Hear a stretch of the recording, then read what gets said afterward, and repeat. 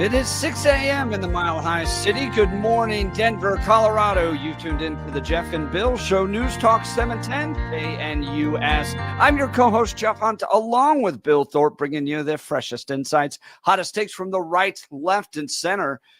Congratulations, you're waking up in the greatest country in history. We're off and running. We got a whole show planned for you of engaging conversations, critical analysis, but most importantly, your phone calls and texts, because this is where Denver's voice is heard loud and clear.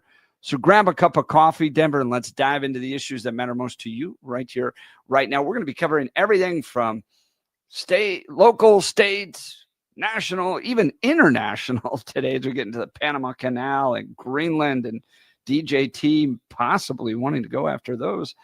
We're going to start here in just a few minutes with Kim Ransom. She's running for the vacancy appointment in Senate District 30. This is the seat that Kevin Van Winkle has vacated since becoming county commissioner in Douglas County. So there's going to be a vacancy committee meeting to finish out Kevin Van Winkle's term.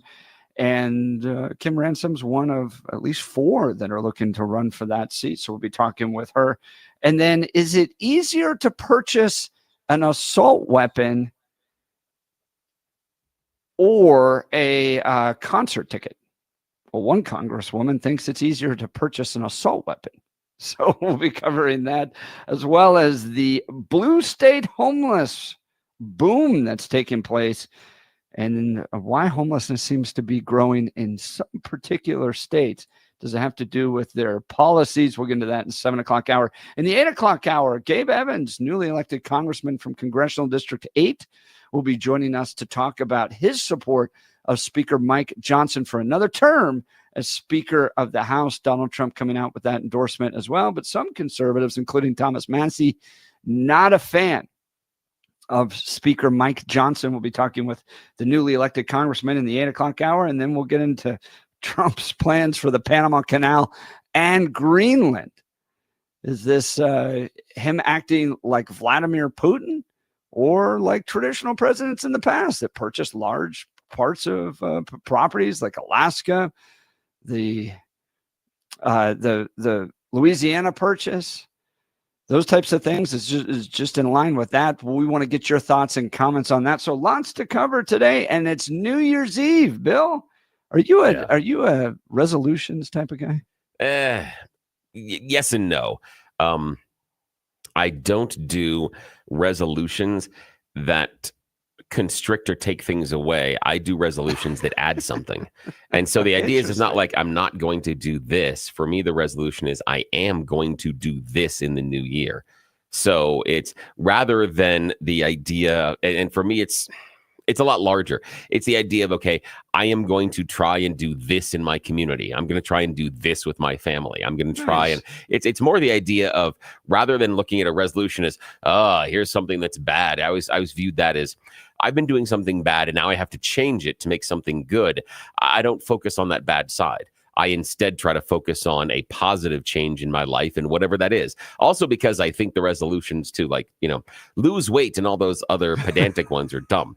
So I don't like to do those. So that's not, I have not figured out what I'm doing this. I'm not a big list guy. So I married a woman who writes everything down. Yeah. I mean, everything's a list. And this is what she's planning to do today and tomorrow. And so she'll come up with resolutions and all that. I'm a little bit more freewheeling. Yeah. So the idea of sitting down and being like, this is my goal. I mean, I've already worked out. I work out pretty much every day, trying to stay strong and trim and all that stuff. Yeah. So I don't really like use tobacco product. I don't know if there's stuff I need to quit. Yeah, that's the thing. And so that's the thing, is the idea and then I have a problem with the idea of, I need to quit this. No, maybe make a different change, or look at it and view it differently in your life. I was in my late 20s, and I just got the feeling of, these resolutions always seem to be, hey, here's something that I'm a bad person because I'm doing, and I need to be a good person. And I'm like, why am I worried about that? Why don't I just focus on being that better person? Not worried about taking away or looking and being so self-critical, perhaps just being more positive and more forward thinking. So, and it's kind of like why dads don't really have big Christmas lists either. Yeah, If exactly. it's something we need, Yeah, we just go get it. exactly. So you don't sit around all year waiting for Yeah. like something to drop Yeah, on a not at all. particular day. Yep. So if you need to improve your life, why didn't you start it on November 2nd? Yeah. Why are you waiting for January 1st to Yeah. do it? I don't know. I knew a woman in my 30s who used to make her New Year's resolutions the night before her birthday. She said that she thought that the arbitrary deal of changing over the year was dumb because it didn't really matter to her per se. But biologically, she's like, now this is the start of a new year in my life. And so what am I going to do? What are the things I want to see change? And what are the goals that I have for this next year? Which to me kind of fit a little bit better. Right. Yeah. It does. Well, if you got a New Year's resolution, you got plans tonight, let us know. Bill, in my life of 43 years, I can't tell you about any New Year's Eve really that I can remember except for the Y2K one. Oh, yeah. Oh, geez. Do you remember where you were that night? Oh, yeah. I absolutely 110%. I was doing radio. Were you? Yeah, I was. And were you expecting all the lights to turn off? I wasn't too certain about that. It seemed a little bit, weird. Put water in the bathtub. Yeah, and I was behind the scenes at the time on the Y2K. I was running the board for the King of Agriculture for KOA, and that was not my normal gig.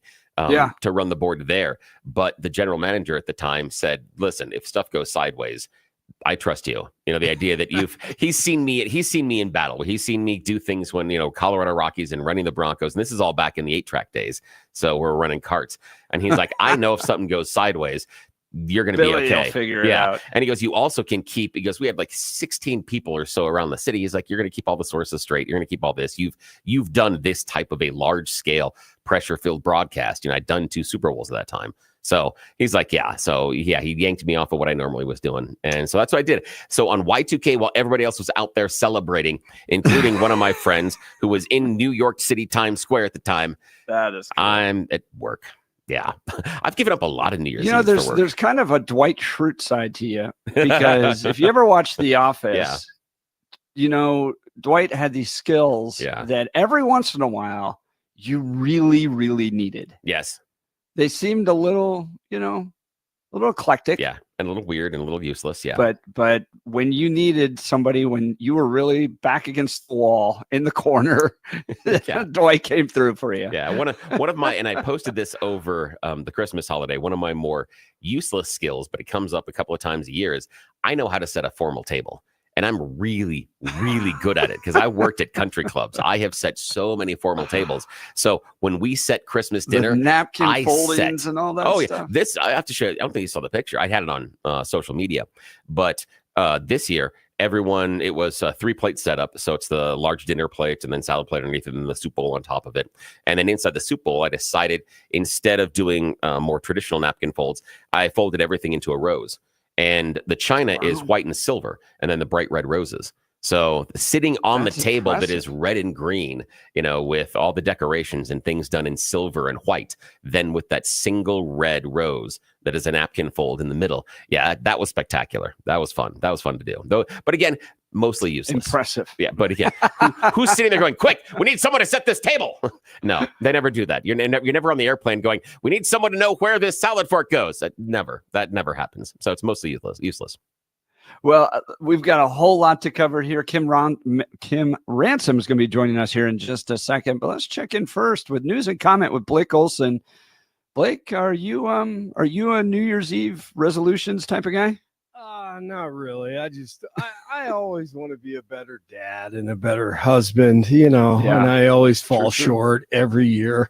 But that's what I'll try to do tonight. You were bringing up Y2K, and I'll never forget where I was. The great Johnny Kurt, he's a sports photojournalist, and we were on a plane from Phoenix to Denver after Colorado played Oregon in a bowl game, Y2K, and we're up in the air.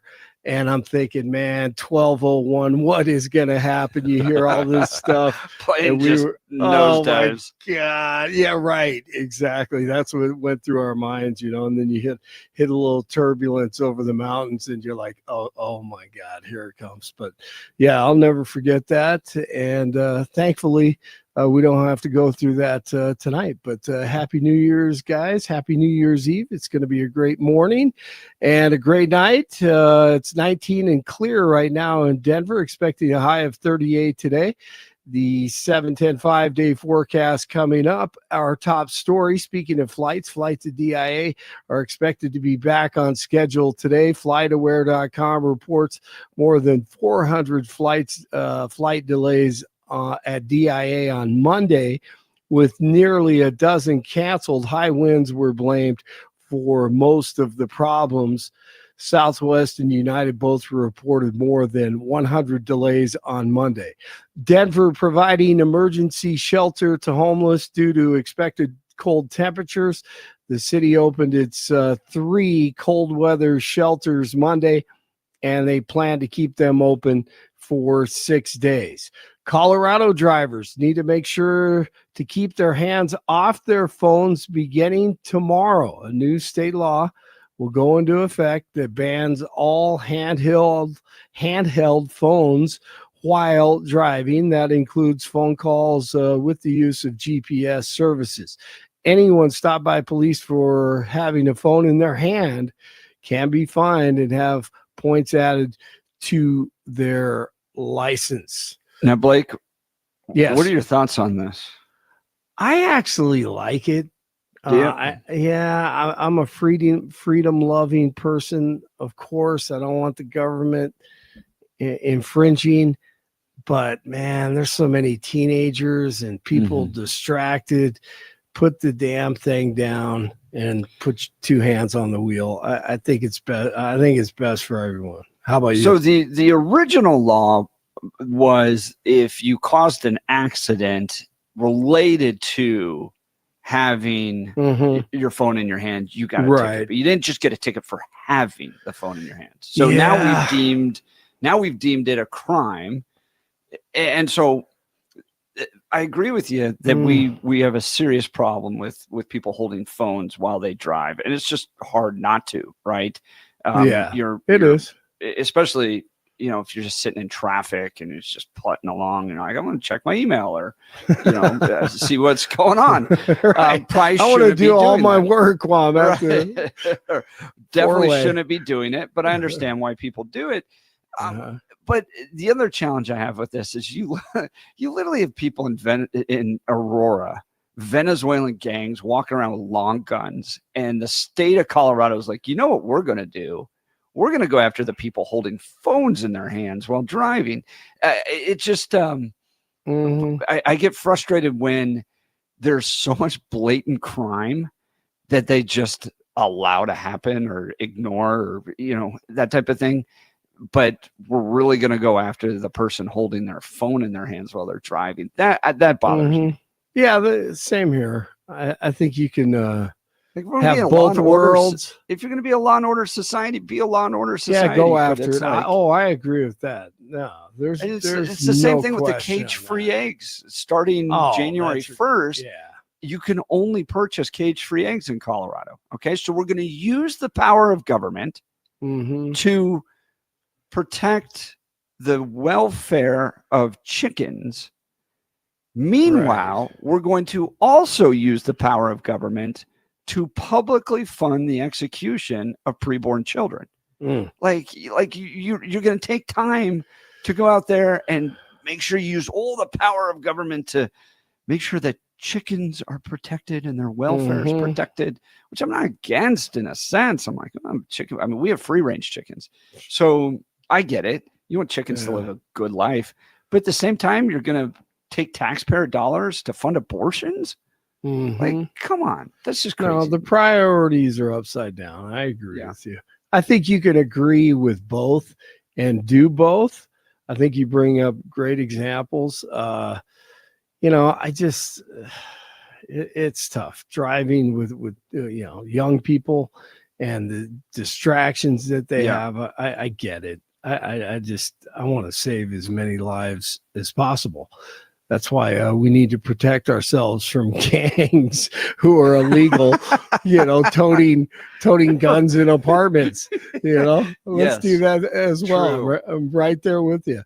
Hey, a Pentagon appeals court is giving a green light to plea deals made with the accused conspirators in the September 11th, 2001 terrorist attacks. The panel upheld a military judge's ruling that Defense Secretary Lloyd Austin acted beyond the scope of his authority when he rescinded the 3 plea deals in August. Under the agreement, the men, including accused mastermind Khalid Sheikh Mohammed, that's right, will plead guilty to war crimes for life prison sentences instead of facing the death penalty at a trial. Former President Jimmy Carter's state funeral will be held January 9th. Once again, the services will take place at the Washington National Cathedral. Carter is expected to lie in state in the rotunda of the U.S. Capitol. Scotty J. Jenkins on CNN with another slam dunk discussing Carter. In the run-up to the Persian Gulf War, he wrote letters. Yeah, I know about this. To all of our allies and to Arab states, asking them to abandon their cooperation and coalition with the United States of America. If it's not treasonous, it's borderline treasonous. And so I hear what you're saying about the humanitarianism, but when you're an ex-president and you have served in that office, I think you have a duty to the United States and only to the United States. And when he did that and other instances, to me, it showed that he cared more about his own legacy than he did about the country. And I think that is wrong. I think I said Jennings. He's a superstar now on CNN. DJT is endorsing current House Speaker Mike Johnson to remain in the role. In a Truth Social post on Monday, Trump said Speaker Mike Johnson is a good, hardworking, religious man. He will do the right thing and will continue to win. Trump's endorsement comes as the House is set to vote on a new speaker on Friday. From the Dumas Department, here's a Democrat with a great idea for all the commies. For us Democrats who are all up in the business, okay? But for those of you who don't know, let me explain something to y'all. Listen to this. Cruise line offers a 4-year trip to Americans wishing to skip Trump's second presidency. It's a 4-year cruise, baby. It costs $250,000 for 4 years. For a 4-year damn vacation. You sail around the world and you do not have to come back. And then some of the articles even go on to say you will return in time for the 2029 inauguration of the new presidency. That's when they bring you back. So you just avoid the whole damn thing and you sail around the world for 4 years. Yes. Go. Have a good time. We'll see. If you want, you could go for 12. If you could afford it. There could be, I'm thinking like there could be like battles with US and China, like naval battles. Like, that's what's running through my mind when you're like out there for 4 years. Dude, you have no idea what you could run into. Right. They don't care. Just as long as they stay away from DJT. Just get them out of this country. I love that. Oh, isn't that great? Enjoy your cruise. Okay, yeah, go blow your money. Thank you. Speaking of blowing money, the U.S. will provide Ukraine with a new round of aid on Monday. Biden announced $2.5 billion in security assistance for Ukraine. Biden said the U.S. will continue to work relentlessly to strengthen Ukraine's position in its war with Russia for the remainder of his time in Russia. Oh, thanks. February will mark 3 years since Russia invaded Ukraine. No, he just wants to blow more of our money before DJT takes office. News brought to you by Lair Fireplace and Patio, Denver's premier source for everything fireplace, patio, and grills, locally owned and operated since 1954. Online at lairfireplacepatio.com. College football playoffs continue tonight. The Fiesta Bowl, Boise State takes on Penn State. The Broncos are 12-1. Running back Ashton Jeanty trying to prove that he should have won the Heisman. Nearly 2,500 yards, 29 touchdowns this season. 3 games tomorrow. Love it. 16 in Arvada, 17 in Lone Tree, 19 in Denver. The Avalanche take on the Jets tonight. The Nuggets over the Jazz last night. And plenty of sports for everyone over the next 2 days. Jeff and Billy are back. It's Tuesday. Blake Olson News Talk 710 KNUS. Our 710 5-day forecast this New Year's Eve. We should have generally sunny skies across the Front Range. Temps will be cool in the middle and upper 30s behind a frontal boundary. Tonight will be partly cloudy. New Year's Eve festivities will have chilly weather conditions. Lows could fall to the upper teens. New Year's Day will get back to near 40 degrees with fair skies, some additional clouds by Wednesday night. That'll keep our lows in the lower to mid-20s with low to mid-40s Thursday. Meteorologist Don Watzel in the 710 KNUS Weather Center.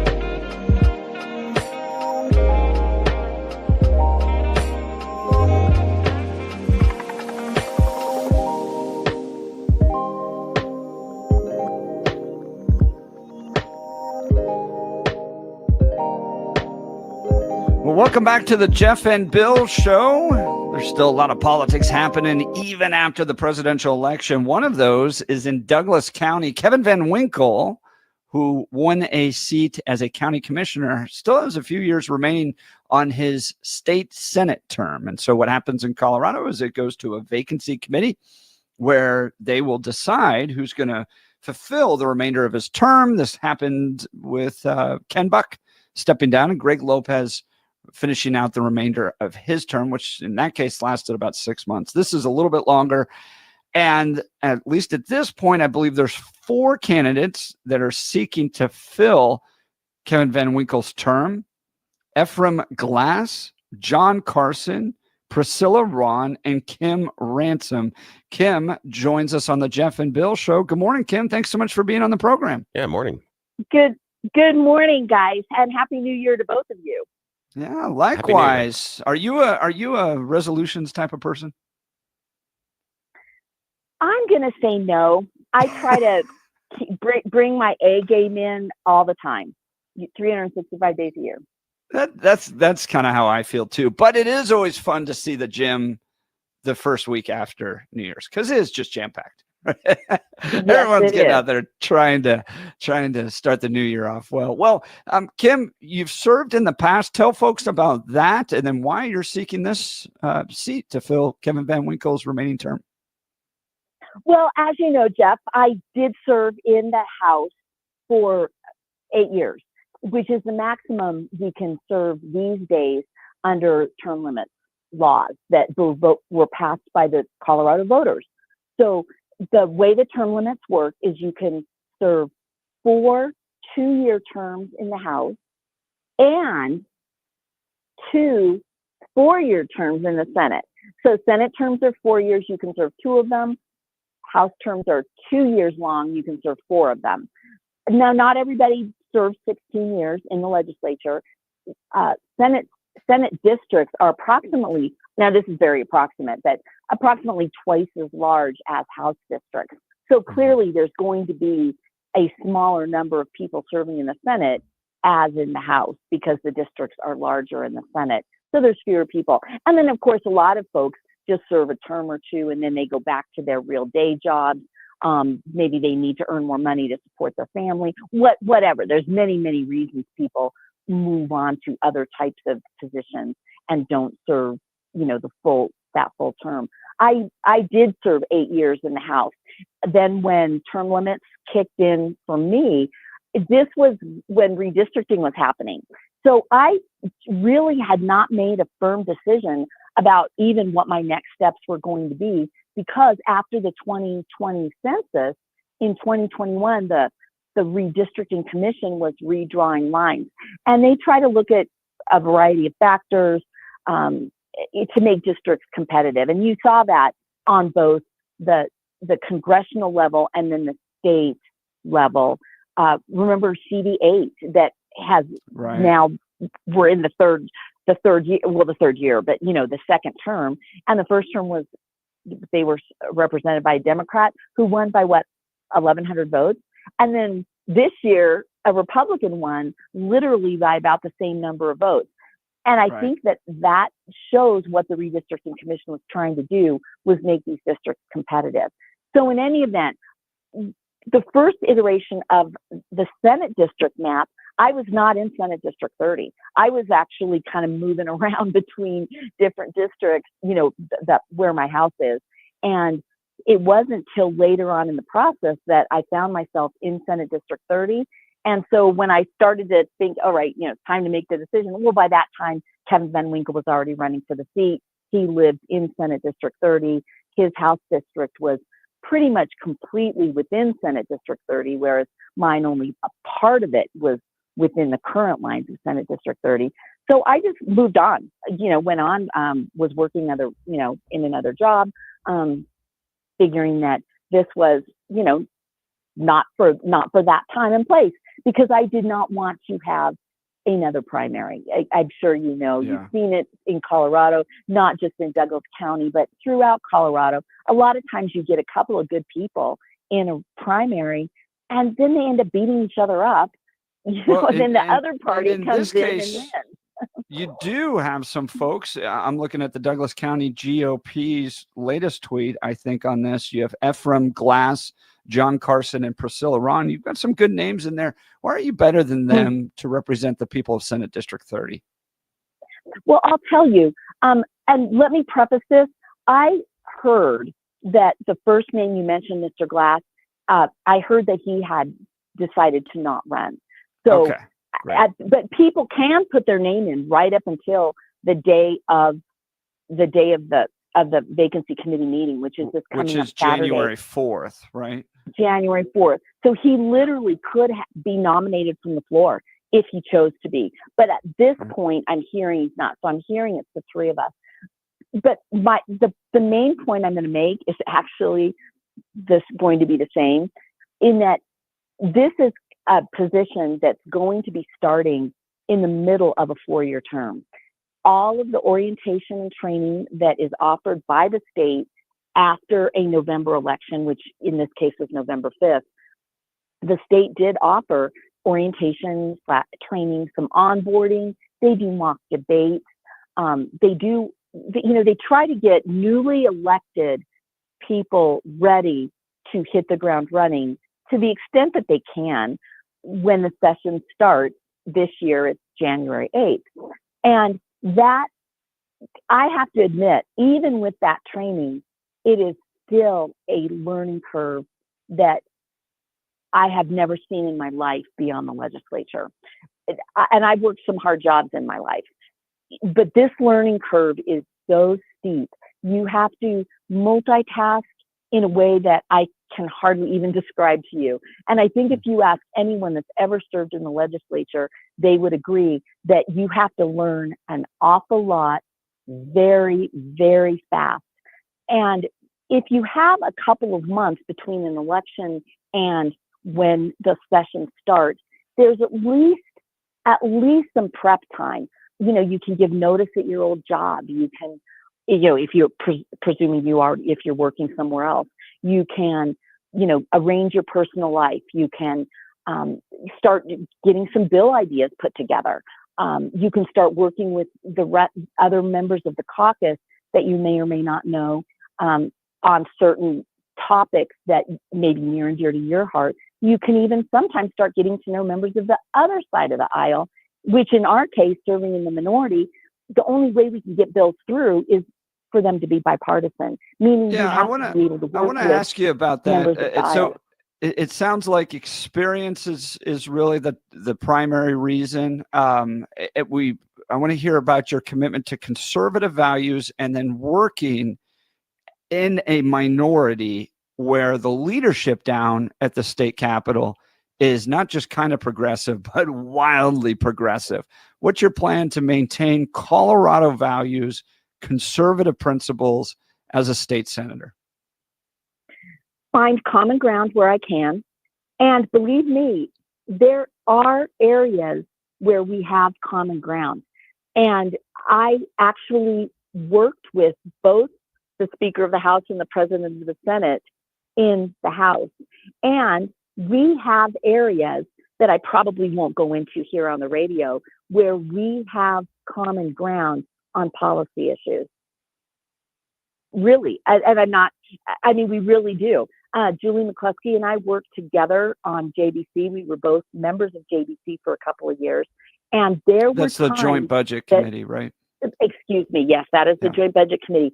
And people call it the all-powerful Joint Budget Committee, partly because we have to allocate the money for every single department in the state, meaning that I don't just, my 4 years on the Joint Budget Committee, I didn't just learn about my committees of reference, which is generally a couple committees. I literally had to learn and do a deep dive into every single department in the state and know even ones that I don't live on a ranch, but guess what? I had to know a lot about eggs. I'm not an attorney, but guess what? I had to know an awful lot about the judiciary system because of the way that they allocate money to the various divisions within the Judiciary Department. They actually have kind of a separate funding ability, as does the Department of Transportation. They get special gas taxes that don't even go through the allocation process, the appropriation process, the way most other departments do. So to finish up that thought, though, I also worked with the President of the Senate, who used to serve in the House. And guess what? We have some common ground, especially in the area of education and charter schools. And I am actually looking forward to being able to bring that camaraderie back into play, and maybe be able to get some bills through, or get some policy ideas through, because we have that common ground. That being said, Jeff, if you ask anybody that I worked with, I do not compromise on principles. I will debate as long as it takes. I will bring in creative amendments. And by the way, I actually, because I read bills, I'm one of those bill nerds that actually read bills and try to find maybe buried in a place back on page 62 or something where there might be a place that we can amend something or make some changes to a bill that might make it a little bit more palatable.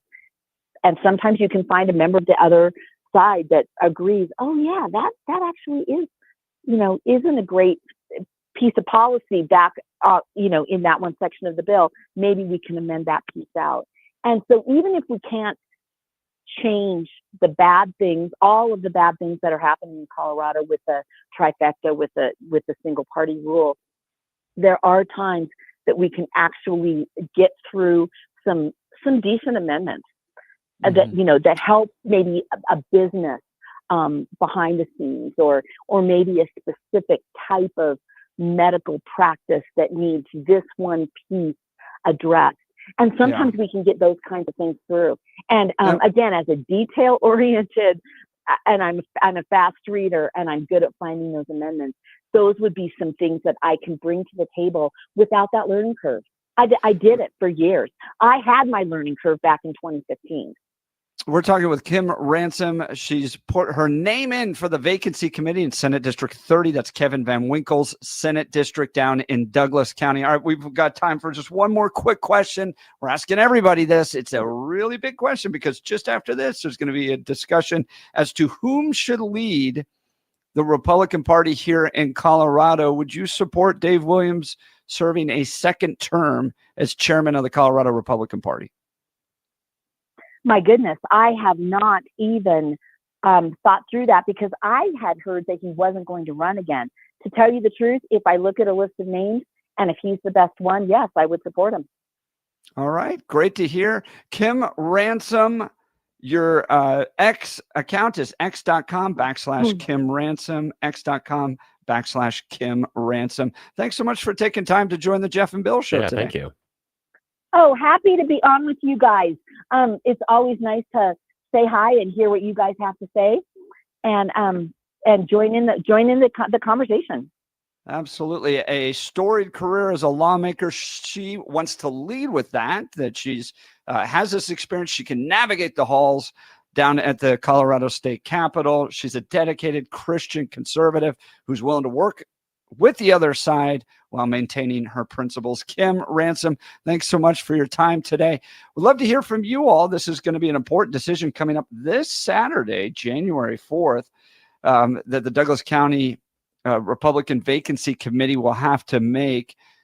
Do you support Kim Ransom? Do you support John Carson? Do you support Priscilla Ron? We'll try to get the other folks on the show as well, but would love to hear from you. Give us a call, 303-696-1971, 303-696-1971, or text us on the Dan Campos Law text line at 720-819-5115, 720-819-5115. We'll continue. You're listening to The Jeff and Bill Show. We are Denver's talk leader, News Talk 710 KNUS.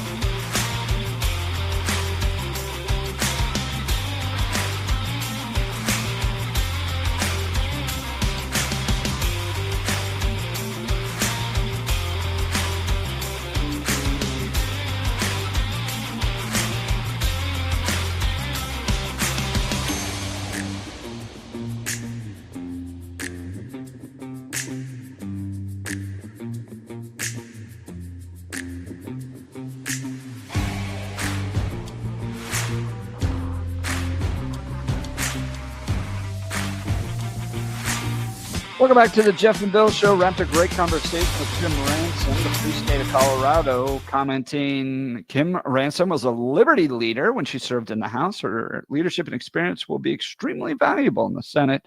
I hope the vacancy committee in Senate District 30 sends her back to the legislature. Speaking of lawmakers, Bill, I had to ask you this question. Yeah. So a lawmaker out of Washington named Pramila Jayapal, and she wrote, "It shouldn't be easier to buy an assault weapon than concert tickets."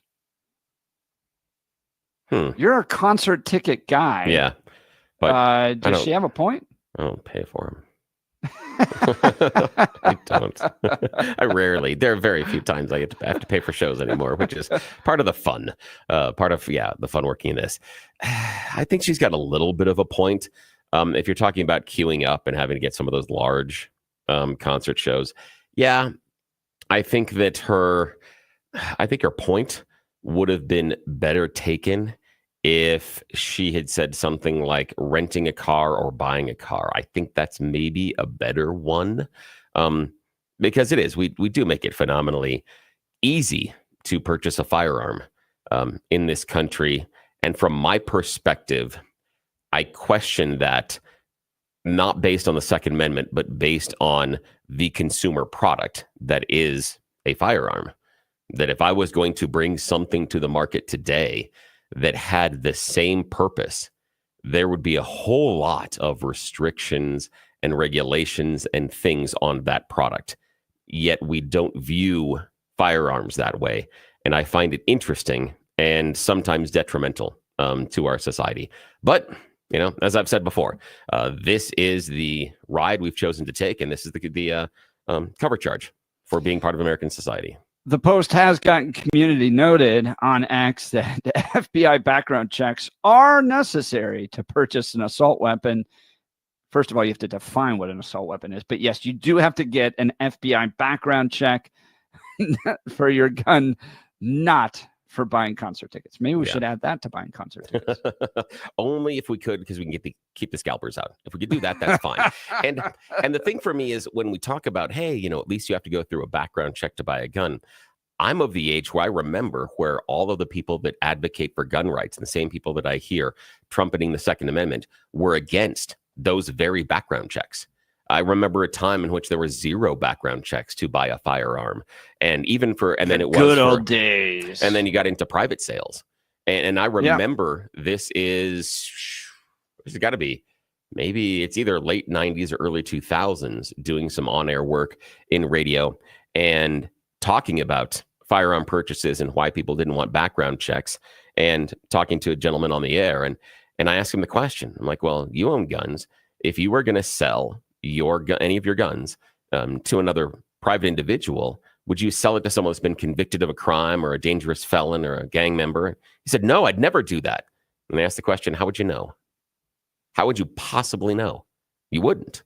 But he hadn't thought that far through. Eyes. But again, he didn't think so. And that's kind of the thing that I have, is that I find it interesting. Like, hey, we go through background checks, but I remember a time in which the people that advocate as strong as they do for firearms now were absolutely dead set against background checks. And I would submit that there are probably members of gun organizations here in Colorado that would be, that if we said we would need to roll back background checks, they would think that's 110% correct.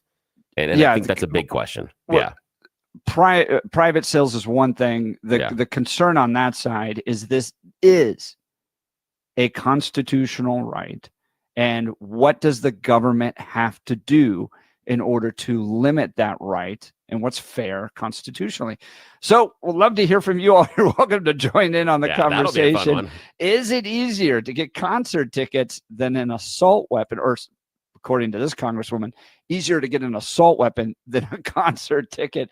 Or is she just out of her mind? She doesn't even know the Constitution. Give us a call, 303-696-1971, or text us on the Dan Caplis Law text line at 720-819-5115.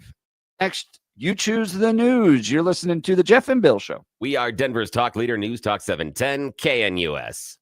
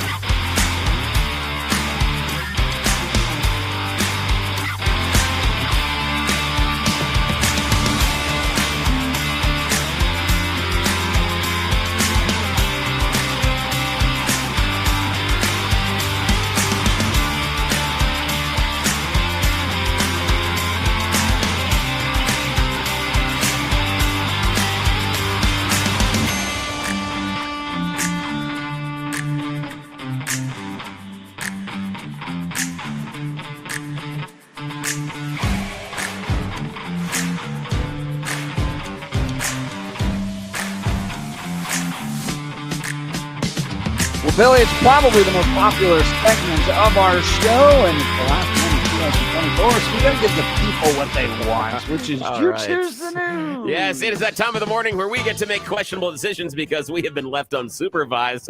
A lesson for everybody. Yes, it's something that we call You Choose the News. It is America's favorite fake radio news game show. I have scoured the interwebs for mere moments to find really dumb stories about us humans in order for us to play this fake radio news game show. Yes, Blake Olson is joining us from the newsroom, Jeff Hunt in the studio. And remember, this is a secret because the people in charge don't wake up for about another 8 minutes. So we have a window of opportunity, gentlemen. Okay, here are your choices this morning. Headline number 1, not in the hand or the bush.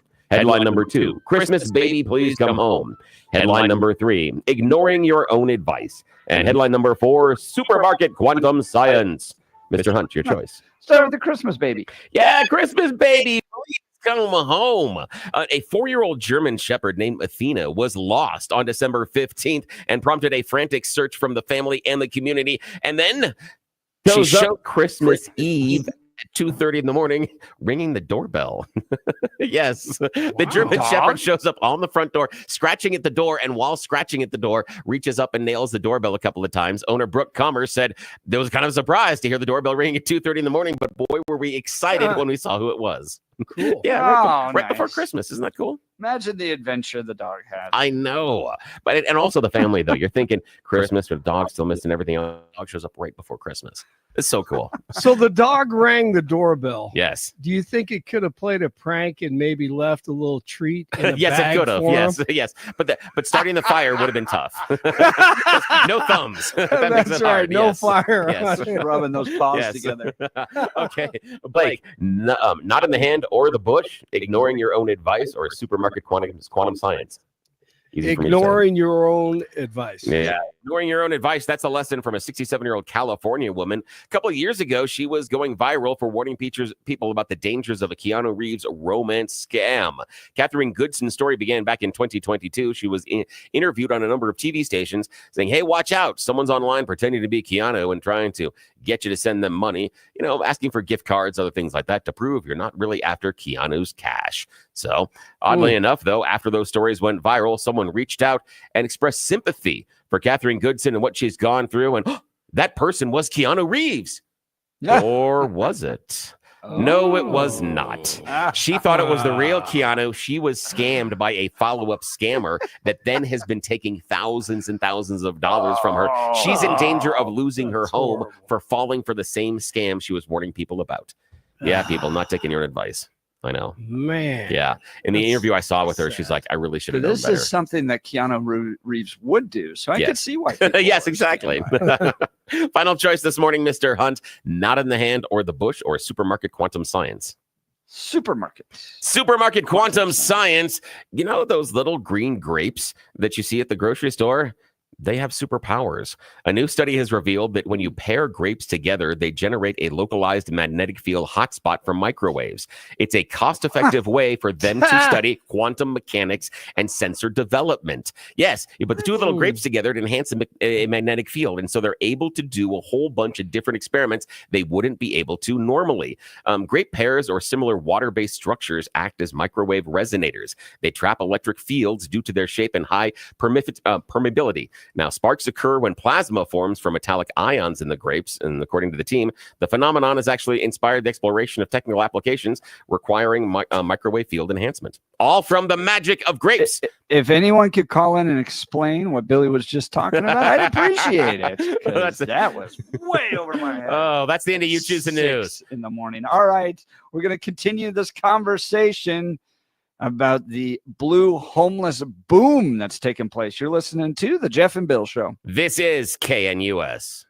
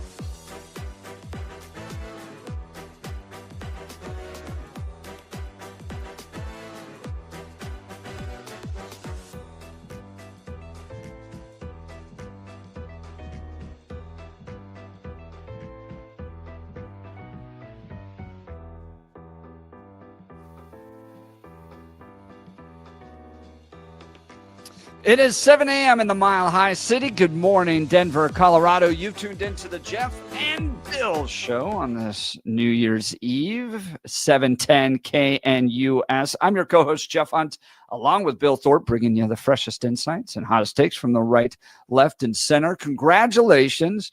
You woke up in the greatest country in history. We're off and running. We got a whole show planned for you of engaging conversations, critical analysis, but most importantly, your phone calls and texts, because this is where Denver's voice is heard loud and clear. Join the conversation. Give us a call, 303-696-1971, or text us on the Dan Caplis Law text line, 720-819-5115. Coming up a little bit later in the show, Congressman Gabe Evans is going to join us. We're going to be talking about Mike Johnson, Speaker of the House, another term. Bill, I'm a little bit more on the Thomas Massey side of this. No, yeah, why? Not a huge fan of Mike Johnson's leadership, the amount of money that's being spent, the amount of money being sent to Ukraine. And I understand that it is very thin margin in the House. But honestly, I just don't see a big difference between Mike Johnson and Paul Ryan. Wasn't that wild about Paul Ryan's leadership either. It just feels like we just negotiate with Democrats all the time. I don't know. I want like a Thomas Massey in there. Man, yeah. Let's throw some sticks in the wheels of the government. Yeah, but is that necessarily going to work out for you? That's the idea. I think when I hear this, I hear this a lot, a little bit on the Democrat side, but much more on the conservative side, where it's like, well, we have more people than the other people do in the House. We should just get our way. Yes. No, that's not how the government's built. And that's the issue. No, the government was built because the voters are sending a message. They don't want compromise. They don't want this bloated government to just chug along. I'm pretty sure that everybody else there in Congress also got votes. So they have just as much of a right to be there as every other representative and every other senator.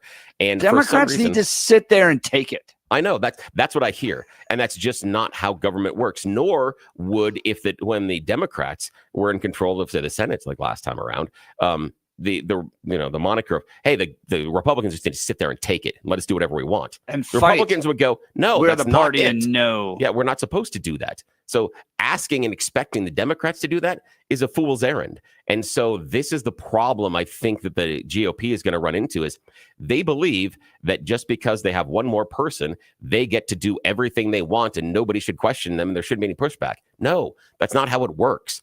And as long as that is the perception, as long as that is the goal, you are going to fail. The GOP will continuously fail because they are trying to achieve something that is not possible. So as long as you set that bar that high, there isn't a single person you can choose in the House, nor is there anybody outside of the House of Representatives, because they floated the idea of naming Elon Speaker of the House.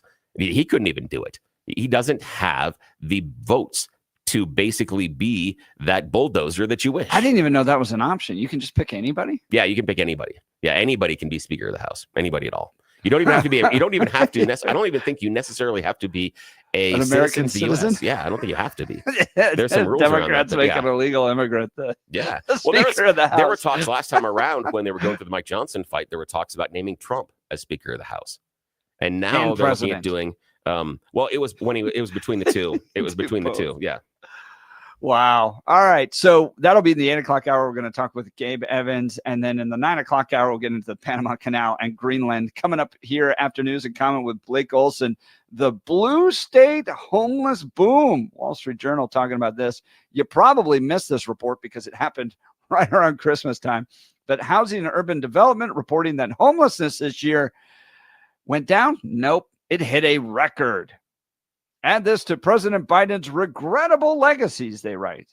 Though it is notable that progressive states accounted for most of the increase. This is getting out of control. It's affecting Colorado. It's destroying the city of Denver. And the progressive vision of housing first, where you have a place you can just get stoned and hang out, and then we'll try to figure out how to get you out of homelessness, is not working. We've talked with great groups like Step Denver that are actually solving this, but it is a drug addiction, mental health issue, and just providing homes for people to wallow in in drug addiction and mental health problems is not the right solution. It's getting worse. And if you remember, we had Abe Layden on from Douglas County. He said they have effectively ended homelessness in Douglas County by saying you just can't live in a tent in a homeless encampment. It's not allowed. And you're also not allowed to panhandle. So the result, they headed to Denver, got out of Douglas County. Would love to hear from you all. And this is the right approach? That we've got to get a lot tougher on addressing homelessness and just say you can't live that way. There's plenty of options for you.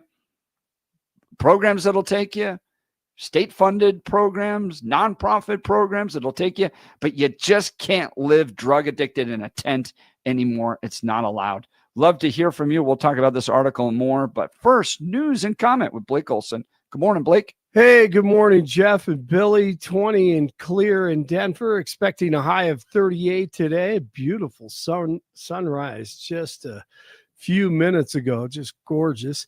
The 7-10 5-day forecast coming up. Our top story, flights to DIA are expected to be back on schedule today. FlightAware.com reports more than 400 flight delays at DIA Monday, with nearly a dozen canceled. High winds were blamed for most of the problems. Southwest and United both reported more than 100 delays on Monday. U.S. investigators are on the ground in South Korea to assist after Sunday's Boeing 737-800 crash that killed 179 people. The plane coming in from Bangkok went off the runway and hit a wall, bursting into flames. Just 2 people survived in what is now the nation's deadliest air disaster. A new child safety seat law in Colorado is going into effect tomorrow. The new law outlines how long kids have to stay in different types of safety seats and when they age out of needing them. The old law required children under 1 or under 20 pounds to be in a rear-facing car seat.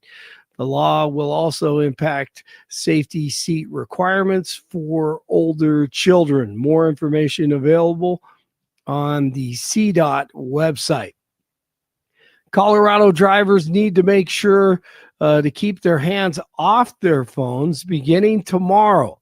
A new state law will go into effect that bans all handheld phone usage while driving. That includes phone calls and the use of GPS services. Anyone stopped by police for having a phone in their hand can be fined and have points added to their license.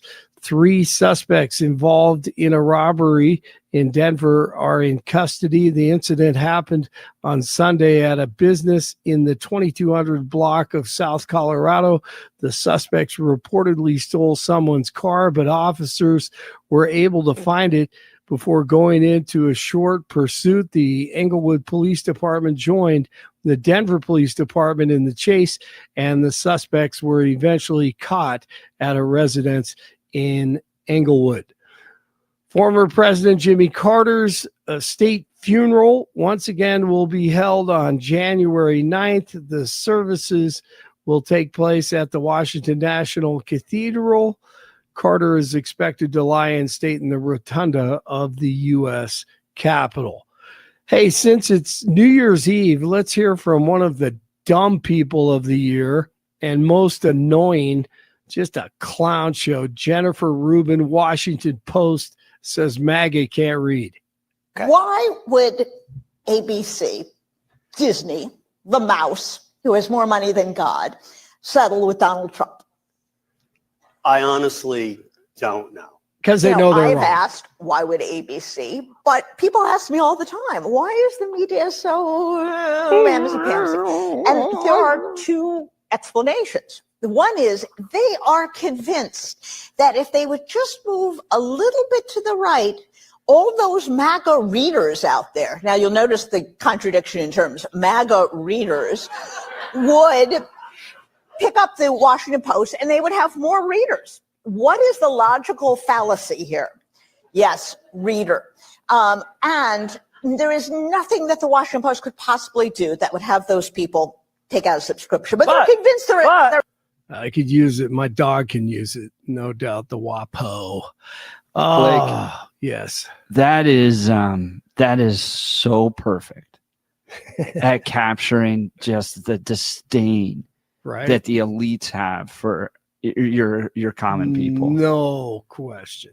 That Yep. is, I mean, that captures, and she's part of the media, and Mhm. you can just, it's dripping out of her Yes. that she even has to deal with you, that she lives in a country where you common people have to make decisions and get to make decisions about the leaders.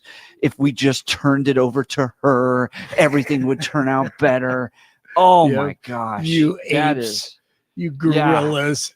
I Knuckle hope- draggers. I hope that Washington Post just dies the death it needs to. I do If you're going to too. hire people like that, and there's Yes. media journalists in Colorado that are the same way, Oh, and yeah. they just sit there and they're like, "Why is my industry dying?" Because nobody likes you.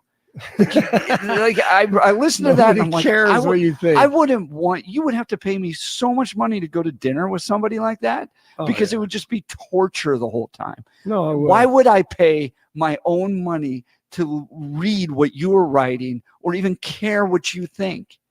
You know, those journalists are just awful. And they're the reason the industry is dying.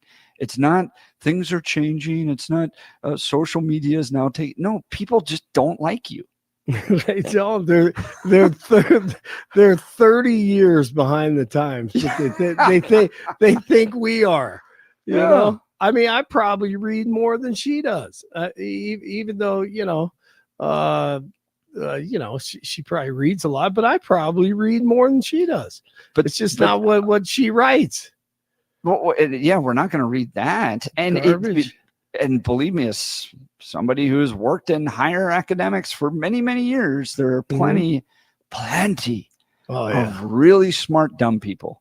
Yes. In higher academics, which is like they sit around, they read books all the time, but I wouldn't hire them to lead anything. Right. You could read Marx all day. The Communist Manifesto. Yes. That doesn't mean you're going to be good for society. Yes. I know one thing she probably isn't is a college football fan, and that continues tonight. She's probably not, I can't wait. Right? How about that segue? The Boise State Broncos take on Penn State tonight. The Broncos 12-1 with running back Ashton Genty. He's trying to prove that he should have won the Heisman. Nearly 2,500 yards, 29 touchdowns this season. And we have 3 games tomorrow in the college football playoffs, and they turn into bowl games. So that's going to be a lot of fun. Nuggets over the Jazz last night, and the Jets and the Avs competing tonight on New Year's Eve. 16 in Larkspur, 17 in Englewood, and 20 in Denver. Jeff and Billy are back. It is Tuesday. Blake Olson, News Talk 710 KNUS. Your 710 5-day forecast this New Year's Eve. We should have generally sunny skies across the Front Range. Temps will be cool in the middle and upper 30s behind a frontal boundary. Tonight will be partly cloudy. New Year's Eve festivities will have chilly weather conditions. Lows could fall to the upper teens. New Year's Day will get back to near 40 degrees with fair skies, some additional clouds by Wednesday night. That'll keep our lows in the lower to mid-20s with low to mid-40s Thursday. Meteorologist Don Watzel in the 710 KNUS Weather Center.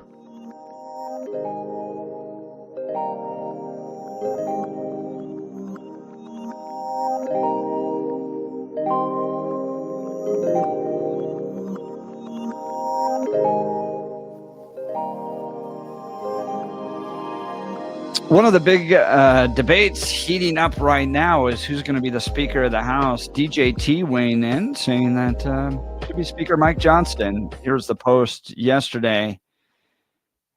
He spends a lot of time talking about how they won in a landslide, all 7 swing states, because we are the party of common sense. Then at the very bottom of a long paragraph, he then writes, Speaker Mike Johnson is a good, hardworking, religious man. He will do the right thing, and we will continue to win. Mike has my complete and total endorsement.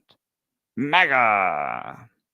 Gabe Evans retweeting that, saying, we were elected to deliver results, and uniting behind Mike Johnson for Speaker helps us do just that without delay.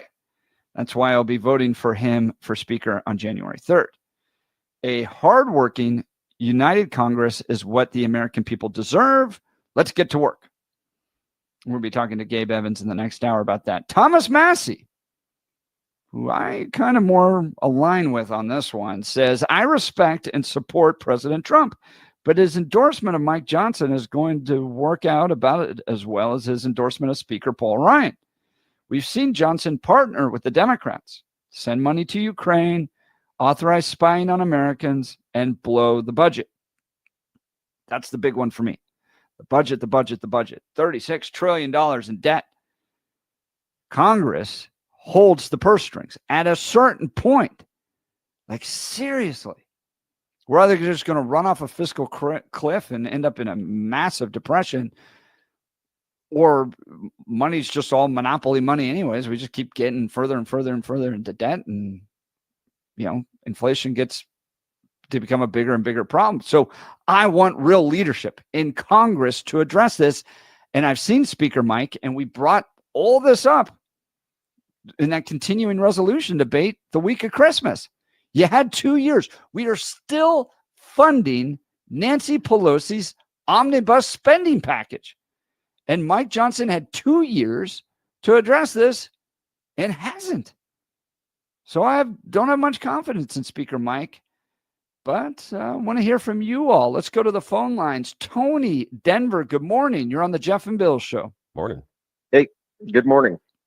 So the summary, I think, is pretty good there. Trump is all in behind Johnson, and Johnson is sworn to deliver on Trump's initiatives, his programs. But you've got two issues, one immediate and one just a couple weeks out, that are kind of a problem.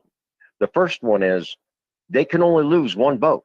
They can only have one vote of margin. And if they don't elect a speaker, they cannot confirm the Electoral College. And that's next week, I think. And so that's a problem. If they get into a 12-day fight, that could be a problem. So you got to have a speaker, and you've got about 30 guys and gals that absolutely don't want anything to do with Johnson. And the second issue is the one that's emerged over the last 48 hours. Musk and Ramaswamy have come out very strong. Trump has, said, I'm going to deport and we're going to cut back on immigration. Musk and Ramaswamy said, we need a whole lot more H-1 visas. And that infuriated his hardcore supporters, like Steve Bannon and a bunch of those, the 30 that I'm talking about in the House. Mm-hmm. And Musk put out a statement. You racists need to go F your face. Ramaswamy put out a note that said Americans are retarded and can't do this work. And Trump said, I agree with Musk and Ramaswamy. And now that's created a big problem. I mean, just a week ago, you were having a discussion about how many millions have to be deported to call it success. Mm-hmm. And Musk and Ramaswamy are actually going exactly the opposite direction. And Trump is all in behind Ramaswamy and Musk. So they've got that battle going on immediately. They can't, because that group, and Johnson is sworn to, he'll take the H-1 visas. Yes, he'll push that through. And that group of 30 is not happy with that. So it's a battle.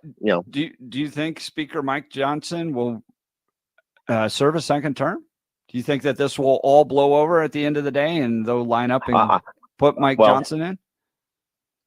You don't get Donald Trump until you get a speaker. So you got to get a speaker. You can't even have the vote. So it would be ridiculous. What, the 20th is the date of inauguration. You'd hate for this to stretch out anywhere close to the date of inauguration, and that's why Trump is so in get him approved. That's why Trump is out there, approve him, and now we're going to see if the Republicans, and Musk is threatening them. You either support Johnson or I'm coming after all of you. I'll come after every one of you, and we'll see if that's going to work. I mean, right now it's all money. It's all money. I mean, this all comes down to one thing. Trump did not sign.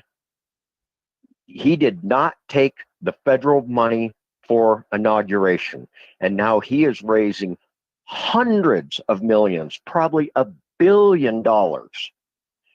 And he may spend 200 million of it. And then there's no regulation on that 800 million that's left. So every rich guy, from Facebook to Musk to Ramaswamy to Gates to everybody, is plowing in tens of millions of dollars that's going Trump's way. And Trump's going to do whatever that group wants. So I'm telling you right now, those guys are saying, we want more immigrants. And the Congress is saying, that's not what we ran on. And Tony, who kind of agrees with you at this point is Matt Gaetz. Tony from Littleton and Matt Gaetz are on the same page on this. New York Post reporting that Gaetz declares resistance is now futile after Donald Trump endorses Mike Johnson for speaker, but Massey and others remain unmoved. Former firebrand Matt Gaetz, who instigated the House GOP toppling of former Speaker Kevin McCarthy last year, declared that resistance to House Speaker Mike Johnson is now futile in the wake of President-elect Donald Trump's endorsement. But that and Trump's endorsement did nothing to pacify Johnson's most outspoken House critic, Rep. Thomas Massey, who's come out in opposition of a speaker bid. I don't know. I think these guys could withstand. I think these guys could withstand a lot of pressure. Yeah, and he's now backing off. His most recent statement is, well, look, Ukraine is a whole lot tougher than the Middle East. This is going to be a little more complicated. He's also come out now and said, hey, look, the grocery pricing, that probably really can't come down. That's probably not going to happen.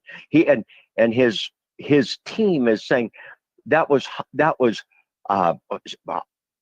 high rhetoric during campaigns. Now we're into the nuances of running a government.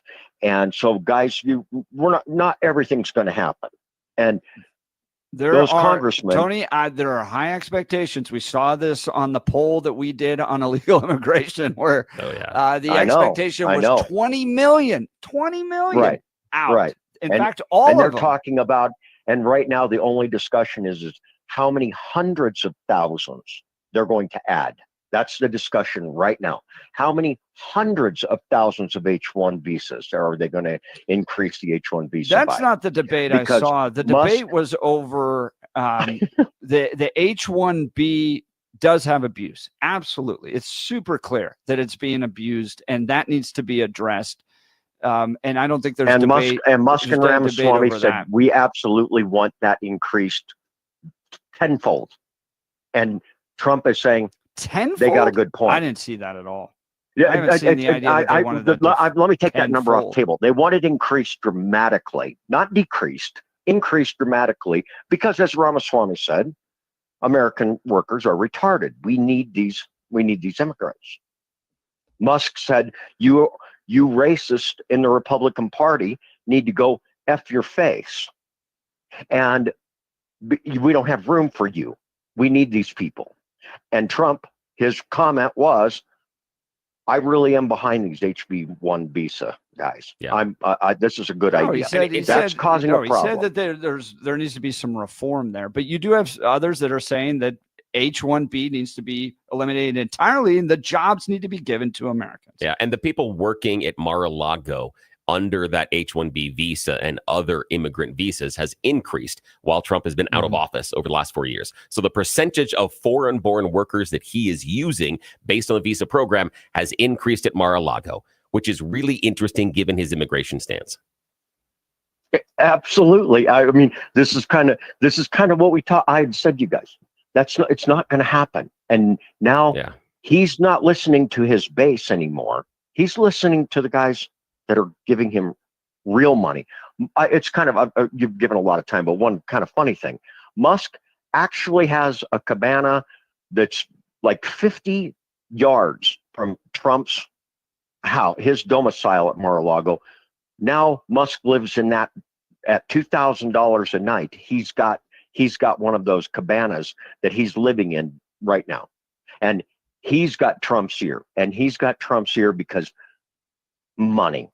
Lots and lots and lots of money's flowing into Trump. And he's going to play ball with the guys that are putting in money. And all the money that goes in. I want to point out, though, that while Elon Musk is doing that in Florida, the one thing he's not is, which he says is very important to him, he's not in the office actually doing the work for Tesla or SpaceX or the Boring Company. The dude slept in his office for 3 years. No, I did. Tesla. I know that. Did. But he's saying right now, he got it off the ground. No, I know. Still sleep there? No. He says that in order to do the work properly, the employees and the workers need to be in the office. He's pushed that. He pushed He's it in in the last his 14 office days. right now. Yeah, his office is trying to reset and rewrite the country. Is Why he not running Tesla?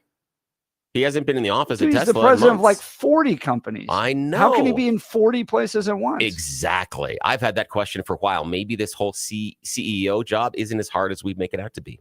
Seems to be pretty easy. If someone can have 40 of them, he has committed more to running his companies than we have ever in our jobs. I slept for 3 years and any job I've had. I've slept at my job before. I think he's entirely comfortable running Tesla and X and the space program, and acting as the president of the United States. I think he's completely comfortable with that. So I think he can do all of them.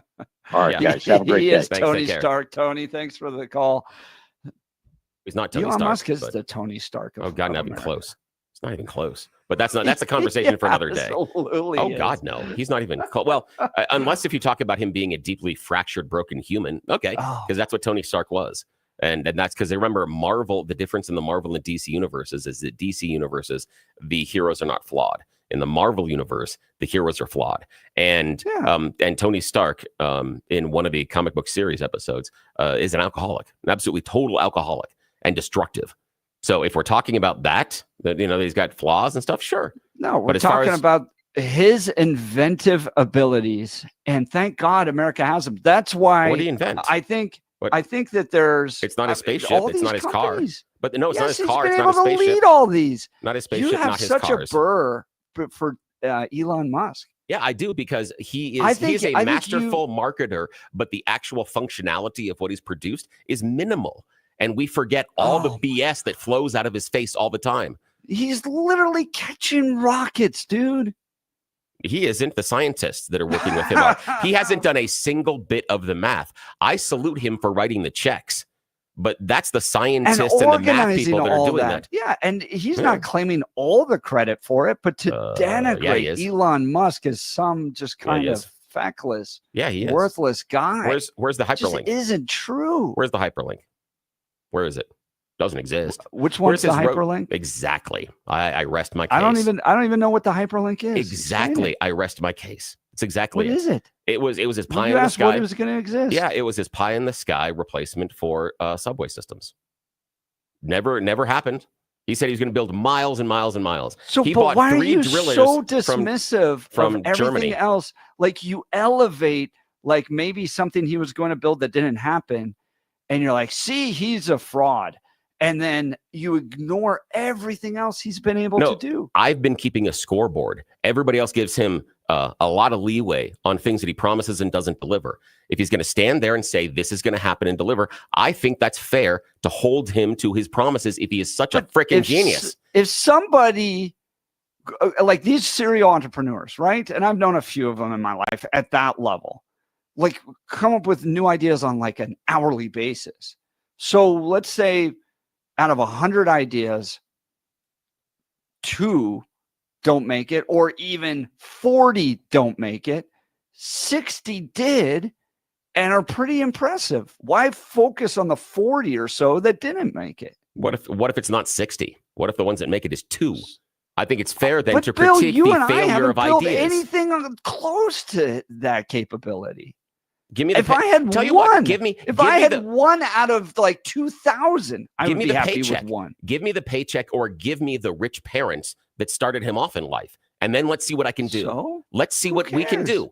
Let's see what happens if we start out with that pool of money and that ability. That is a different access to capital, to different access to business. Yeah, but that why is is a there different always system. this excuse? It's always like because because Donald Trump had rich parents, or because Elon Musk started out well. There's always this like reason to dig at the guy. Why not just be happy that he was able to build anything? I haven't built one thing nearly on level that he has. But you and have he's built things. like 40 of them. But you've built things. He's got this burrowing company. Dude, if I could build that doesn't do anything. Flamethrower that he built, I'd be thrilled. I haven't built anything at that level. And yet we just look at reasons to just denigrate. I just don't think I'm not going to, because he has done some good things, I'm not going to give him pass on everything. I'm going to hold him accountable for the stuff that he says that doesn't happen. He's been promising full self-driving for a decade. Have you given him credit on anything? Yeah. Have you given him credit on anything? Yes, absolutely. Yes. Like what? Yes. I think he has done a good job managing Tesla going forward, but he's done an awful job as far as their quality control and their deliverability. Tesla's stock price is way overvalued. I believe that he has found a wonderful opening inside of development for SpaceX, but I still think that he's missing some of the things and some of the leaps forward technologically and scientifically that NASA was able to produce. The stuff that NASA's been able to produce is far more impressive than what Elon SpaceX. Yes, he can catch rockets. NASA produced microwaves. That's a different level of technology. Totally different level of scientific innovation. I'm giving him credit on this, and his full self-driving, but it is a great starting point, but everybody else is ahead of him. Everybody else is ahead of him. You're like, that's fair. Here's a benefit, but by the way, here's 10 things I don't like about what he's done. Yes. I'm going to hold him accountable for the stuff. I'm not going to give him a free pass. Taylor Swift? Yes. You do it for Taylor Swift? Yeah. Yes. Yes, I am critical. I'm very critical. Yes. Absolutely. Some of the bands that I love the most. Some of the bands I love the most. I've never heard you criticize Taylor Swift isn't a usual topic of conversation on the show. It has to do with the number of sample opportunities we have to discuss that. Yes. Yeah. So what don't you like about Taylor Swift? I think that she was disingenuous in the tail end of her country career. She was way more poppy than she was actually trying to do. And I think she was using the country market as a vehicle in order to leapfrog into pop when she should have changed pop probably 2 albums previously. The previous 2 albums before that are pop. Absolutely. The 110% are. Yes, I think so. I also think that the music, while what she's producing is fantastically relatable and wonderful for the audience, it's very bad on radio per se. It doesn't necessarily hit all the things we need to, but because of what she's doing, she is changing some of the radio broadcasts. And some of my favorite bands have done that. Metallica, the Master of Puppets. That is a song that changed how radio was programmed. That happens. That happens at times. Yeah. Lots of text messages coming in. Good. Call the show. All this stuff. Feel free to give us a call. 303. And we still got Mary waiting in the wings too. 1971. Oh, we have Mary. Mary from Wyoming. But we got to get a break because we're at 34. Yeah, we.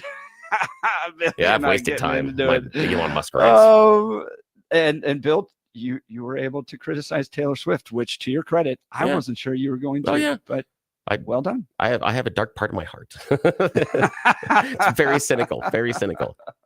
All right, we'll continue. You're listening to the Jeff and Bill Show. We are Denver's talk leader, News Talk 710 KNUS.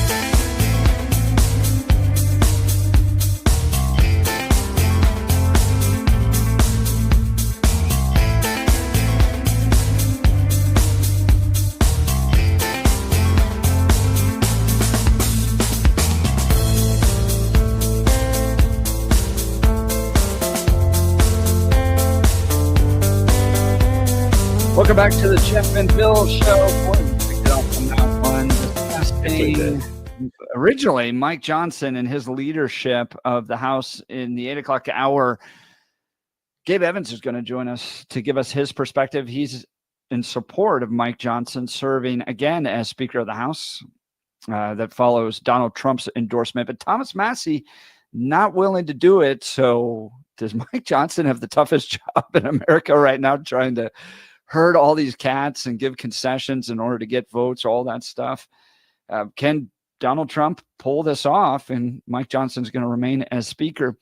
I have concerns about Mike Johnson. I agree with Thomas Massey, where I don't see a big difference between him and Speaker Paul Ryan. And it's the debt, it's the budget that just drives me crazy. And our elected officials don't seem to really want to address it. And it just kind of plugs along with these continuing resolutions and omnibus spending packages. And I feel like we're driving our country off a fiscal cliff that's going to harm the futures of all of our children and grandchildren until we take this seriously. So want to hear from you. Would you support Mike Johnson for Speaker again? Do you agree with Trump and Gabe Evans? Do you agree with me and Thomas Massey that we really need to address the fiscal problems our country's facing? Let's go to the phone lines. Mary, Wyoming, good morning. You're on the Jeff and Bill Show. Hi, good morning, guys. I think there's two things that I'd like to say. One is that Trump yesterday, according to Daily Mail, sent out a message to his cabinet: no more posting on social media without approval.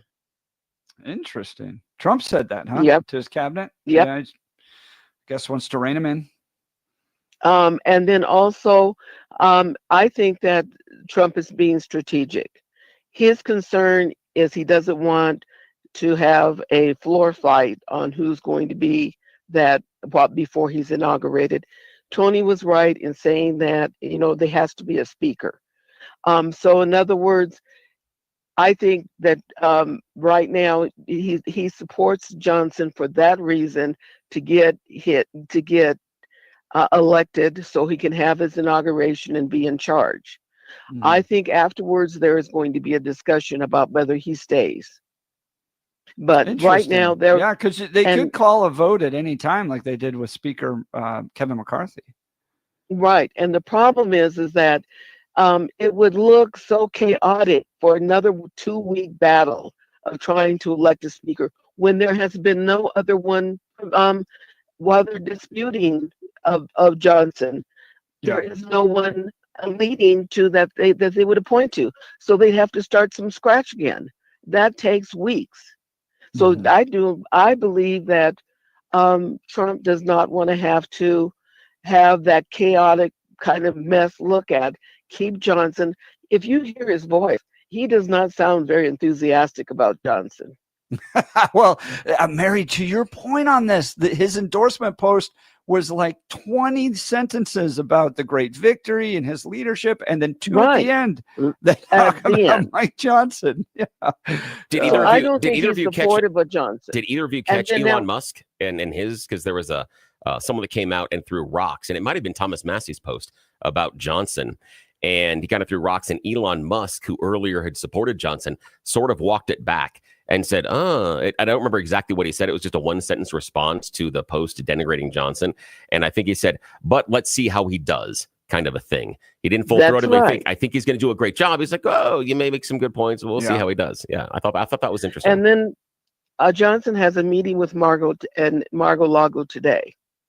So I do believe that that right now, Trump is just getting along just to get the process moved along. And but so, Mary, but I do believe that Johnson, because I'm not supportive of Johnson either, but I don't think this is the time to get him kicked out.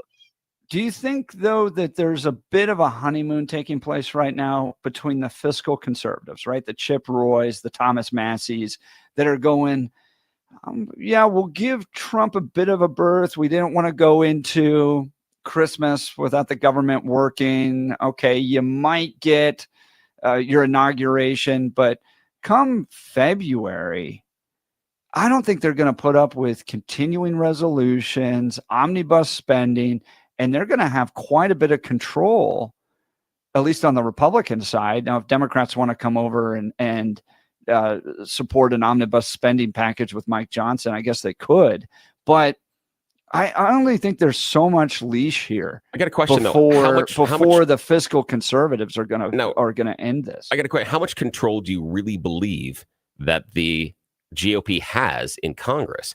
Because the margin in both the House and the Senate is small. You only can lose a couple of votes. So I don't believe I don't believe that's control.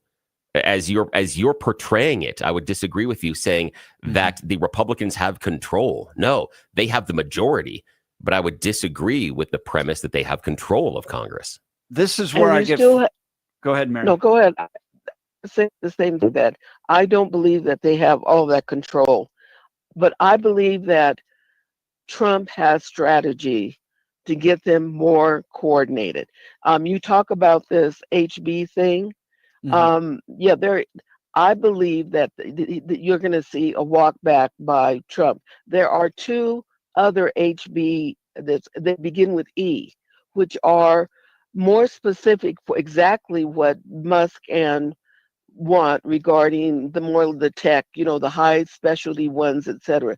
There's another one regarding entertainment and other things, others regarding landscaping. I believe they're going to look at rehauling that. Yes, I do believe that is in. I think that is on Trump's agenda. No, Mary, I got a question for you. I got a question for you on that. With the idea of tech visas, and we're looking at the immigrants. Talk to me and compare and contrast in your mind the difference of saying, well, the tech jobs are jobs, high-paying, highly skilled jobs that, according to Musk and Ramaswamy, Americans cannot fill. That we don't have the gray matter or the training to fill them, versus changing the visas and maybe restricting things like migrant farmers and the people that show up in the construction sites and also at the hotels. What I'm seeing is I see this dichotomy between, well, the people that are picking the food and the people that are cleaning our hotel rooms, we need to move them out, but we got to bring in the smart people. The Americans can't have the smart jobs, but if you want to go clean our hotel rooms, Americans, go right ahead. You can do those jobs, but you're not good enough. You're not bright enough to do the tech jobs. That's what I'm hearing. I don't agree on that. Okay, cool. Tell me why. I think that when we put in the STEMS programs in the schools, and started, our own youth in that, we have some very smart people. In other words, what that HB program with the Indians and the Chinese and the Asians, etc., that was about bringing them over and paying them up to $30,000 to $40,000 less. True. and than the American one. So I'm sorry, that's where the abuse has been, and that I bet you will be addressed, because enough of us mega people are saying that no, that was the abuse. It wasn't that we weren't smart; they didn't want to pay us the $120,000. Yeah, Mary, you're right. I appreciate the call. good Mary point. from Wyoming, always good to hear from Yeah, you. it's always We'll good to hear her continue. voice. Mary's line will be open 303-696-1971. You're listening to the Jeff and Bill Show. We are Denver's talk leader, News Talk 710 KNUS.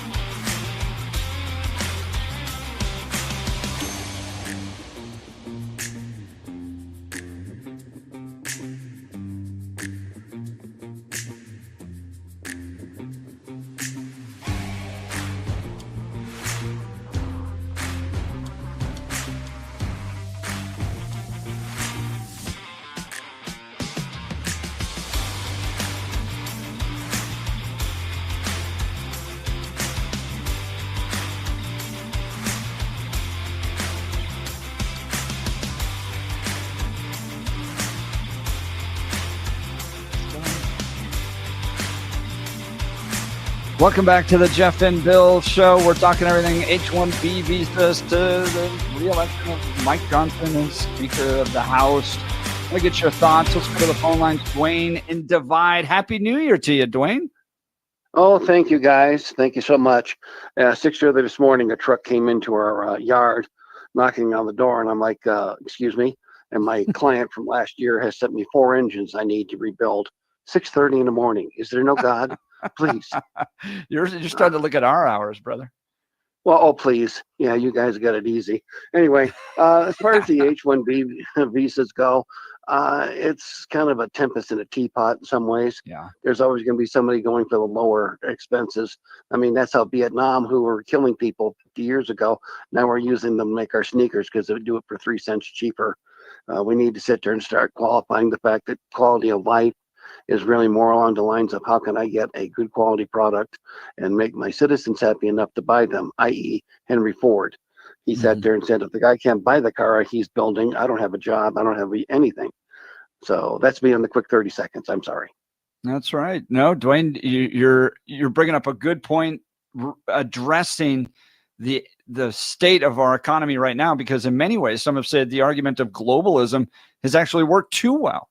We can all get really cheap televisions at the relatively, the same price, or phones or that type of thing, but we can't make a living wage that moves us up in this economy. It's something that needs to be addressed. Yeah, I think that we need to look at a lot of things. The one thing about NASA making microwaves, well, if I had a whole bunch of, money in an never empty bucket versus, Musk with his own money, yeah, I think I could do some things as well. Trust me. I just got a card with these engines and I'm like, how much money is on this? He says, do what you need to fix these. And if you need more, call. I put more money on. I am so happy to have this job some days. Anyway, the bigger things in life. One thing I want to say, if you don't want to go outside and do all the drinking, revelry, and all the rest, there's a movie on Tubi called Lamborghini, and it tells about the company and everything. Yeah, but it is Prime, shot right? in such a way. It's on Tubi. Okay. And it is shot where it looks like it's Italian paintings of the old masters. Oh, wow. The movie is absolutely cinematically one of the most beautiful things I've ever seen in my life. And I saw the deed of Von Teese in a bikini. So I need to sit there and say that I've seen beauty in my lifetime. But if you don't want to do anything else, then yes, check out the movie. It's on Tubi. It's free and everything else. But I'd like to make sure that everybody comes home safe. Anybody who goes out and does all the amateur drinking, please enjoy the $10,000 and the monthly payments for the next 5 years of your life. And Jeff, I see you really dressed up for the day. I'm a shirt with a collar. And it says KNUS on it, though. That's kind of nice. Oh, okay. Much better than what I show up in. Well, yeah, I saw the lace there, Billy. I was really happy about that. Well, I'm glad you caught that. But that's on my OnlyFans. I didn't know you were. I'd appreciate that, though. Well, $2.99, Bill. Yeah, I know. I'm a value. Yes, you are.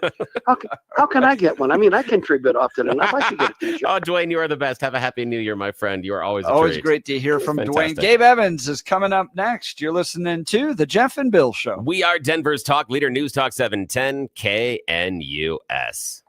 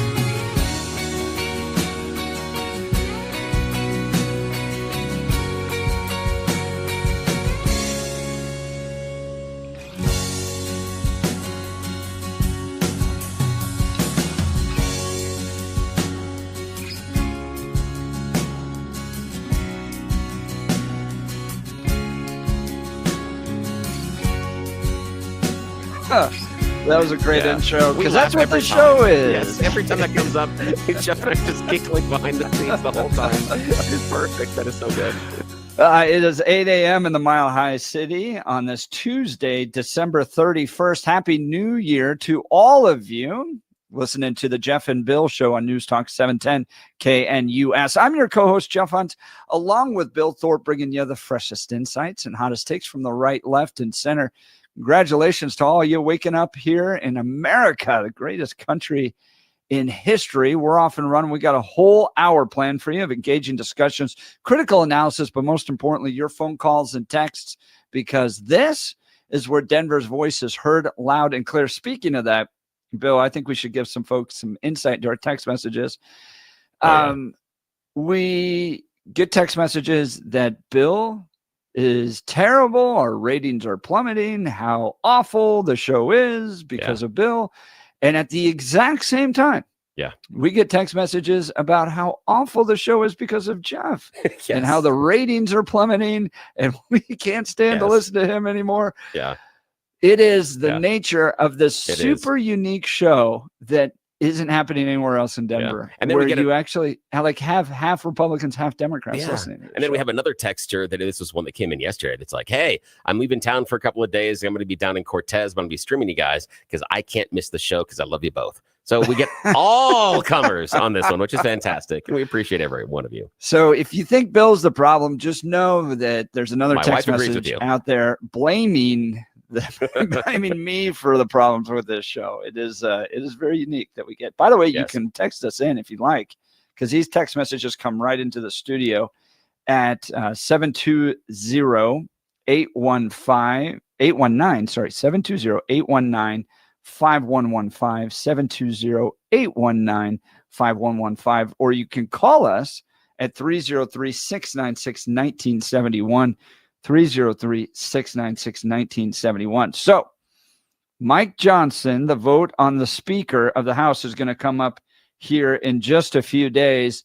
Donald Trump saying he's my guy.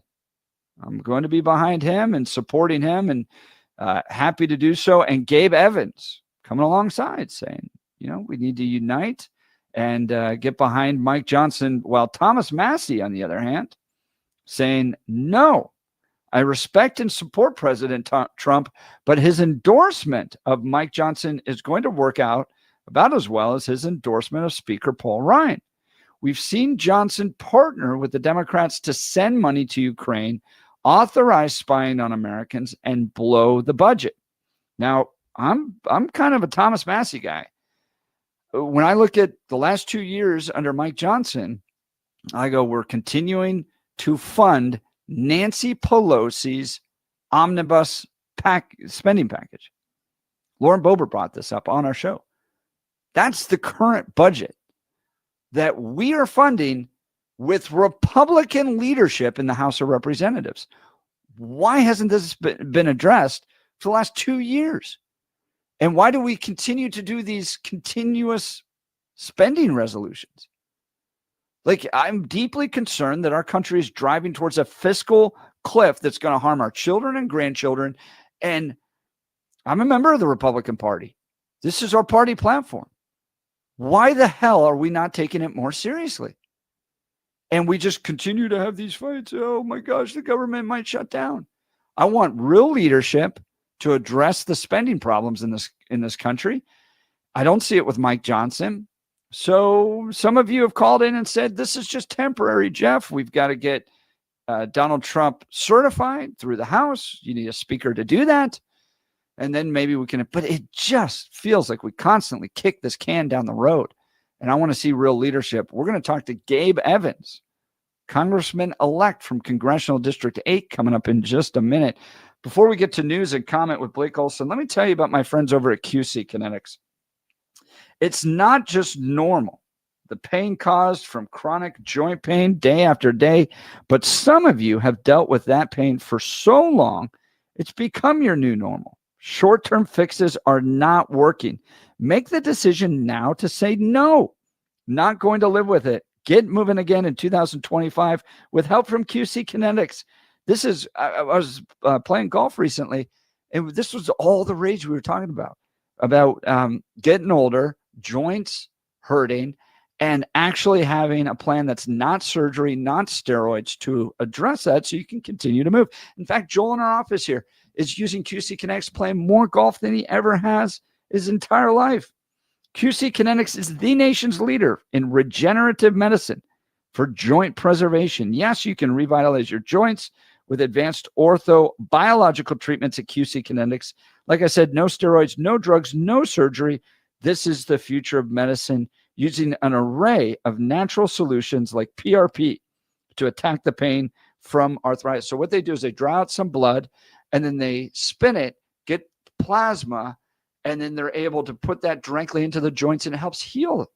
So it's your own body doing it. So if you want to learn more about how you can refresh your joints, get lasting relief with these amazing treatments, call QC Kinetics for a free consultation and deal with the joint pain now so you can make the most of the new year. Call QC Kinetics at 303-900-8986. That's 303-900-8986. They have locations in Aurora, Superior, Highlands Ranch, and the Springs. All right, let's check in on news and comment with Blake Olson. Good morning, Blake. Hey, good morning, Jeff and Billy. 20 and clear in Denver, expecting a high of 38 today.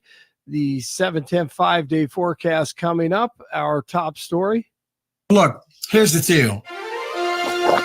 Let me say this simply and clearly.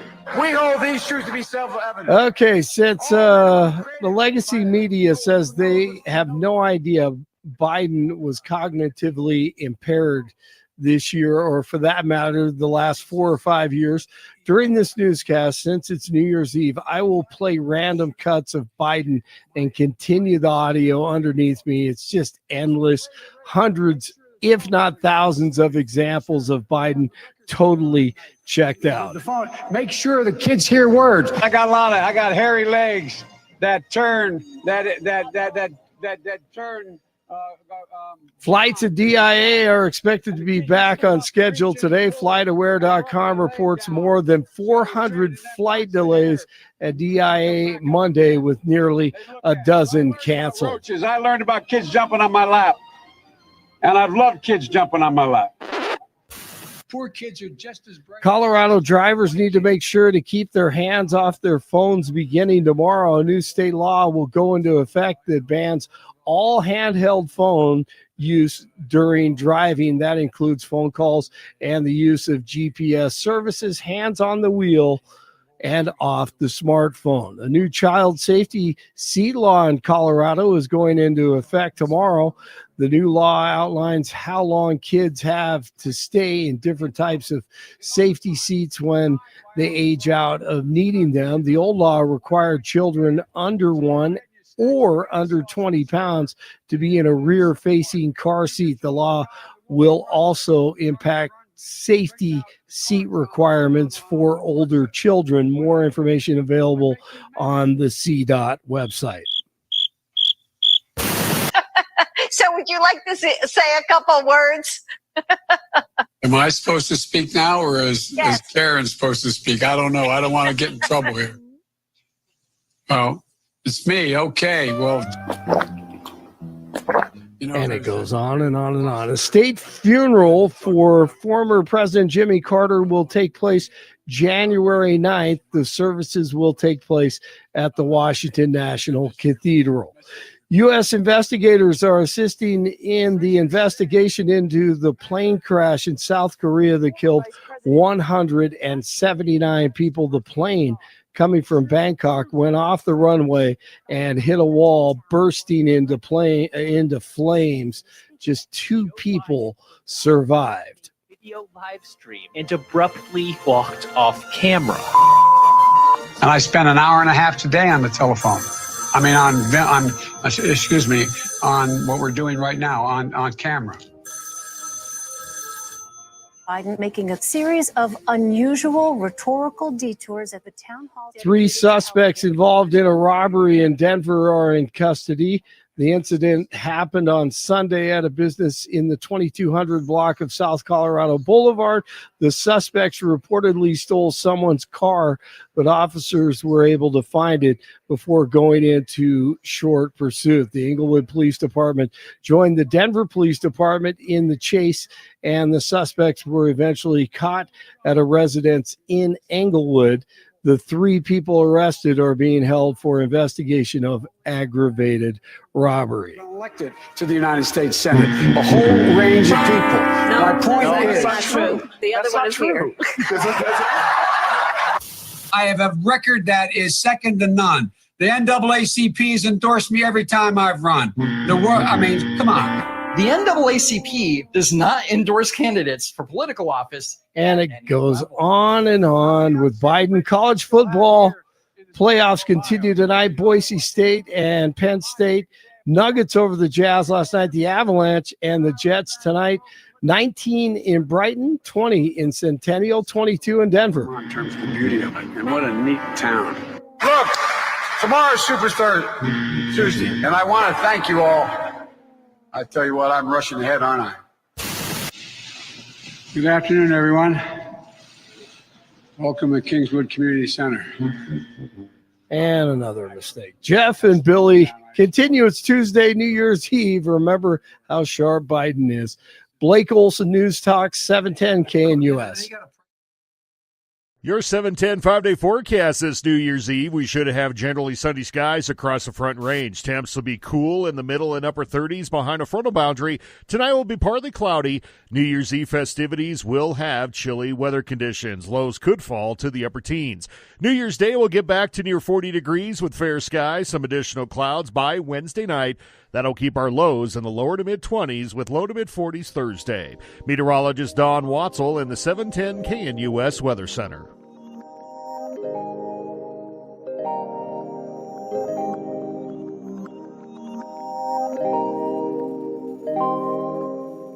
Welcome back to the Jeff and Bill Show. So the big discussion, should Mike Johnson serve again as Speaker of the House? Donald Trump getting behind him, saying this in a post on Truth Social. Speaker Mike Johnson is a good, hardworking, religious man. He will do the right thing, and we will continue to win. Mike has my complete and total endorsement. MAGA! Exclamation point with 3, all caps, all 3 exclamation points. Gabe Evans retweeting it, saying, we were elected to deliver results, and united behind Mike Johnson for Speaker helps us do just that without delay. That's why I will be voting for him for Speaker on January 3rd. A hardworking, united Congress is what the American people deserve. Let's get to work. Now, Thomas Massey, on the other hand, tweeting out, or ex-posting out, I respect and support President Trump, but his endorsement of Mike Johnson is going to work out about as well as his endorsement of Speaker Paul Ryan. We've seen Johnson partner with the Democrats to send money to Ukraine, authorize spying on Americans, and blow the budget. Well, to provide some perspective is the newly elected congressman from Congressional District 8, Gabe Evans. Congressman, thank you so much for joining the Jeff and Bill Show. Happy New Year to you. Yeah, good morning. Yeah, Happy New Year to you as well. Well, give us a sense on your perspective. Obviously, we read it there. I'm a little concerned, a little bit more towards Thomas Massey. Are we just getting another speaker, Paul Ryan, here? Give us your thoughts. Yeah, well, I guess 2 thoughts for you there. I mean, number one, Paul Ryan, that was back when Trump was just taking office the first time as a president, but he's had, honestly, 8 years, 4 years as president and then 4 years of watching the Biden administration's failures. And so I think, he's a much more savvy operator than he was, 8 years ago during his first term. And so I think that carries a lot of weight for Speaker Johnson continuing to stay Speaker. And I think also, what you mentioned there on the tweet, the voters gave us a pretty clear mandate on November 5th. There's a lot of problems that we got to fix around border security, around cost of living, around public safety, around reducing fentanyl. And that's why they gave us unified government. And so we need to be able to roll up our sleeves, get to work, get those things done. Some of the first procedural things that the House has to do this Friday on January 3rd, the new Congress, 119th Congress. First, we have to elect a speaker. Only after we elect a speaker can the House even go into formal session to swear in the rest of the members.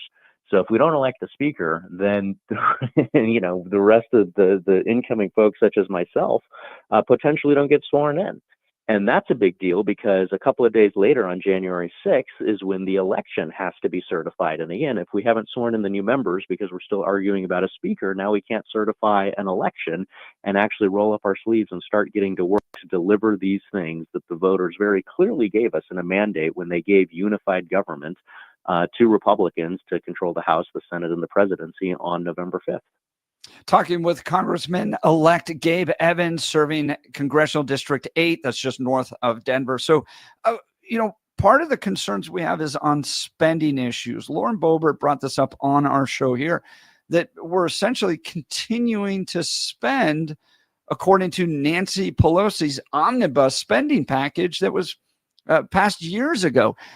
And we didn't see under Speaker Mike Johnson the type of leadership to address those spending problems. And in fact, she pointed out this was the same reason why Kevin McCarthy was vacated as Speaker. So have you had any conversations with your Republican colleagues about taking on the spending problems in our federal government? And can Mike Johnson lead that effort? Yeah, absolutely. Mike Johnson can lead that effort. And so you have to judge Republicans and the tactics that they use differently if they're in the minority versus in the majority. And so remember, yes, we have a narrow majority in the House right now, but right now we still do not control until the new Congress is sworn in. We still don't control the Senate, and we still have Joe Biden and Joe Biden's handlers running the White House. And so I can speak to this from personal experience being down at the state capitol. At times when you're in the minority, and right now, today at the federal level, Republicans barely control one half of 1/3 of the government. The Senate and the presidency still are not in Republican hands yet. And so the tactics and the strategies that you have to adopt to prevent the really bad stuff from happening when the Democrats have control over 2/3 of the government are different than the tactics and the strategies when you have that unified control. And clearly the American folks see and understand that Democrat policies aren't working, which is why they returned to the Senate and the presidency to Republican control in addition to the White House. But again, right now, today, Republicans do not control the federal government because the Democrats control 2 of the 3, branches of government that are involved in passing law or chambers in the House. The Senate and the presidency are in Democrat hands right now. And so you have a different strategy and a different set of play calls, if you will, when you're operating effectively outnumbered 2-1 than you would see when we have the House, the Senate, and the presidency. But again, that doesn't happen until the new Congress is seated, and then we can certify the election for Donald Trump, who will then be sworn in on the 20th. So you are hoping we'll see some budget cuts in this new government with Republican leadership. And we saw the continuing resolution debate in December, but your anticipation coming in with Republican leadership now in the Senate, in the presidency, is you will see some cuts to the federal government and its spending. Absolutely. I mean, we've talked about this on this show several times before, that the national deficit is, one of the most critical long-term threats to the United States, to our currency. And so being able to get those cuts is something that we absolutely must do. And I think that's part of the reason why voters gave us unified control over the government. But again, being able to actually implement those things, we can do that once we actually have unified government. Again, today we still don't have unified government. You still have the Democrats in the Senate and a president that can block everything that a Republican-controlled U.S. House of Representatives does. And so in a situation like that, no, you're exactly right. You're not going to see the sort of decisive action because the Democrats can block everything that the Republicans do. But again, voters spoke clearly, gave us that mandate. And so I think that you will see the 119th Congress able to take a lot more decisive action in this regard than the 118th could. talking with Congressman-elect Gabe Evans, Congressional District 8. Matt Gaetz declaring, this is being reported in the New York Post, resistance is now futile after Donald Trump endorses Mike Johnson. So even though you get some posts from folks like Thomas Massey, you think Republicans will ultimately organize behind Mike Johnson and he'll continue his leadership as Speaker of the House? Well, again, we have to be able to actually deliver the mandate that the voters gave us. And the very first step in delivering that means getting a speaker so that new members such as myself can be sworn in, go from being member-elect to member, so that then the very next big piece of business that we can tackle is certifying the election for Donald Trump, so that we actually have then everybody that was elected on November formally and officially seated. That's how we lead. That's how we show that we can govern, roll up our sleeves, get to work, and do the work that the voters sent us to do.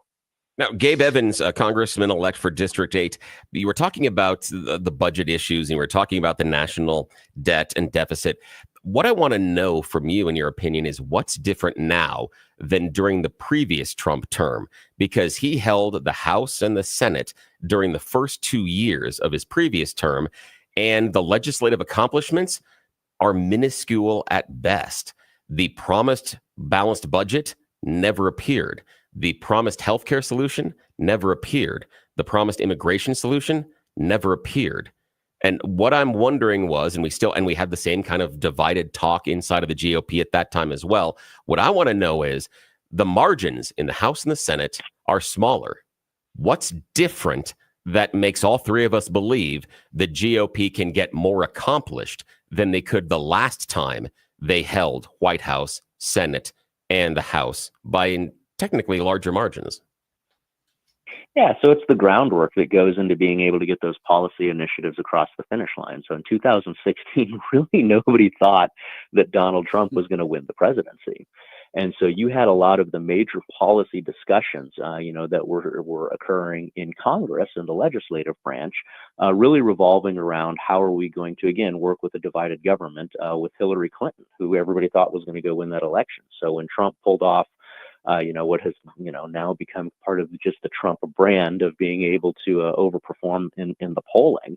When Trump pulled off that first upset, you're exactly right, it took a long time for Trump and the legislative leadership to be able to get on the same page as far as what are the actual nuts and bolts, what are the granular details of how we actually deliver on those promises. And I don't think that you're going to see that this year, again, in large part because of folks like Speaker Johnson. So I've had conversations with him, and he was an incoming freshman in 2016. And he saw some of that dysfunction, from the perspective in 2016 of a freshman. And so in conversations that I've had with him, he's told me, at the time, I thought to myself, if I'm ever in a position to make sure that the House is working with their counterparts in the Senate and also working with the presidency so that we can actually hit the ground running, he's like, I'm not going to let that opportunity pass me by again. And so I can tell you that he has been working with Republican colleagues in the Senate and with the president for the last year to craft the policy packages that we're going to need so that we don't have a repeat of 2016. Whenever the Democrats, Gabe, I like that and I appreciate that. Go ahead. I'm hopeful that maybe the GOP has their ducks in a row. But what gives me pause in what you were saying there is the healthcare initiative, repealing Obamacare. During 2016, we had heard for the previous 7 years, 7 years, about at that time, about repeal and replace, repeal and replace, repeal and replace. We had dozens upon dozens of votes by the GOP in the House and the Senate about repealing it. Then when they actually had the mechanism, you know what the one thing they didn't show up with? A replacement. They didn't have a healthcare plan. They were the kids that showed up on the day of the book report and never wrote the book report. And so I have less confidence that now going into this, they're going to have their I's dotted and their T's crossed, because last time they had years to prep for the moment to go after repealing Obamacare. And when it showed up, they hadn't done any of the work.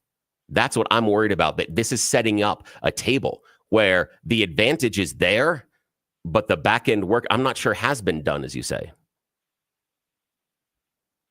Well, I I'll tell you when I get there. Obviously, I've been running a campaign for the last 18 months, and so I haven't been up to my eyeballs in the policy conversations. But I've asked all of those same questions repeatedly to other folks in Congress of the same concerns that you've expressed. How do we make sure that we actually deliver the results that the American people gave us a clear mandate to accomplish?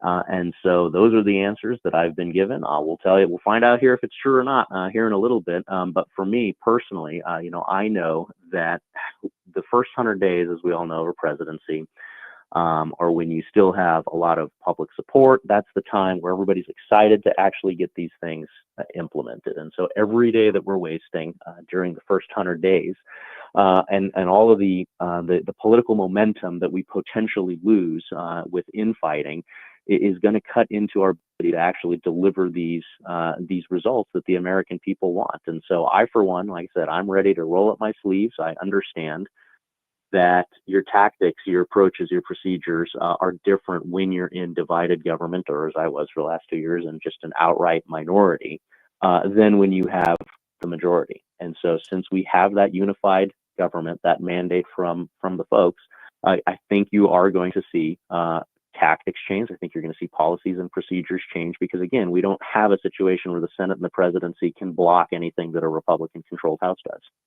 Talking with Gabe Evans, congressional or congressman-elect from Congressional District 8. Let's talk about those first 100 days. Give folks an insight into the committees you're going to serve on and what does your legislative agenda look like in those first 100 days? Yeah, so committee is the big committee is Energy and Commerce. First time in 14 years that a freshman has been appointed to that committee, because that committee really is not only key to the 8th congressional district, but it's key to fixing a lot of the issues that we just talked about, specifically the budget. And so the way we do that is by there's two types of regulations. There's, your basic common sense regulations for health and safety. We're not touching those. We need those sorts of things. But there's a ton of just bureaucratic red tape or outright activist regulations that the Biden administration has imposed on our economy. For instance, under Biden, they continued to ask for cuts in the Department of Homeland Security. So that's, who's supposed to be securing our borders and helping to control our skies. But the Biden administration wanted to cut billions of dollars from Homeland Security. At the same time, they wanted to have a 20% increase in the EPA's budget. The EPA, of course, being the entity that under Biden became a very activist organization, going out and outright attacking American energy production, oil, gas, things like that. And so obviously, that's a huge concern for Colorado's 8th congressional district, which does, about $20 billion plus every year of oil and gas. And then that doesn't mention any of the other types of energy that are produced in this district. So being able to get rid of a lot of that punitive red tape and that bureaucratic over-regulation, oftentimes from an activist perspective, is going to be key to unleashing the American economy again. And once we can get the economy rolling and functioning, then that is going to do a lot, not just in terms of bringing down the cost of living and making sure that folks can actually get good jobs because we're not driving them overseas and driving them to other countries. We can actually produce stuff here again. But that's also going to be able to help with reversing that.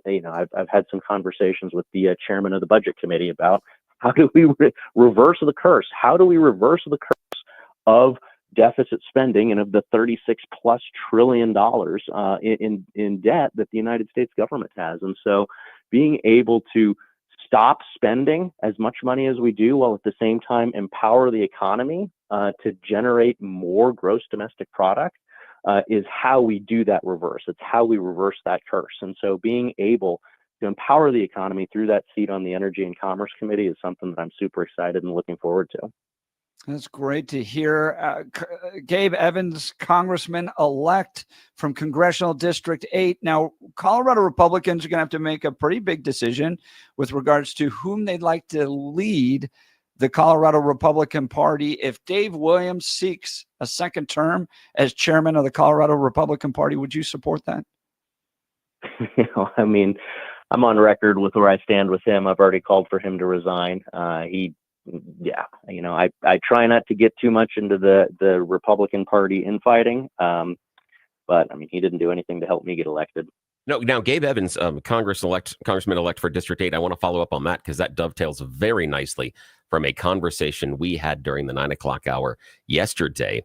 And so I'm not talking about necessarily support for Dave Williams or not supporting Dave Williams. I just antiseptically, in your campaign, can you describe for our listeners the support or lack of support that you received from the state party? There was a disagreement yesterday during our 9 o'clock hour between two different individuals about how much support Dave Williams and the Colorado State Party provided for our candidates that went on to win. In your experience, and again, only your experience, what type of support did the Colorado State Party provide to you? Please. Absolutely nothing. Interesting. I appreciate that. Thank you so much. That settles the discussion we had yesterday. I appreciate that a lot, sir. Thank you. Well, Congressman, we're so grateful. We know you are very busy. Yeah. You're going to be sworn in here in just a few days. I'm super excited to see what Gabe can do there. I'm so excited for him. Traveling with your family. This is a big change for you all. Please know that our prayers are with you, and we're so very grateful for the time you took to join the Jeff and Bill show today. Yeah, the door is always open, my friend. You are one of the bright spots that we've got heading down to Colorado, and we can't wait to see what you did. So, yeah, give us a ring. Come back anytime, and have a Happy New Year. Awesome. Well, I always appreciate coming on with you guys, and again, Happy New Year. Gabe Evans, Congressman-elect from Congressional District 8. I like him more than I should. Absolutely nothing is what he said. Yeah. The thing for me is that he and I do disagree on some policy issues, but I appreciate where he's coming from. I think that he plays things honest. I think he plays things straight based on where he's coming from. And I think that at the core, he is trying to fix the problem where there's some people, especially that have D's behind their name. I don't think they're trying to fix a thing. I don't think Chuck Schumer's trying to fix a damn thing today. So that's the kind of thing. I have such high hopes for Gabe. I'm really excited for him. Now, Gabe comes from a school called Patrick Henry. You may not know about Patrick Henry, so let me help. Please. It is the Harvard of the homeschool. Hey, nice. So kids that are homeschooled, this is like the most elite school to get into. It's very religious, very conservative, but these kids and some of my friends have gone to, they're the smartest people I've ever met. Nice. So what you get with Gabe Evans is somebody that is deeply committed to Christian conservative values, but is, as they say, wicked smart. Yeah. Like he is going to go legislate well. I think he did pretty well here in Colorado as a legislator. So it'll be very cool to see what he does. Yeah, I'm excited.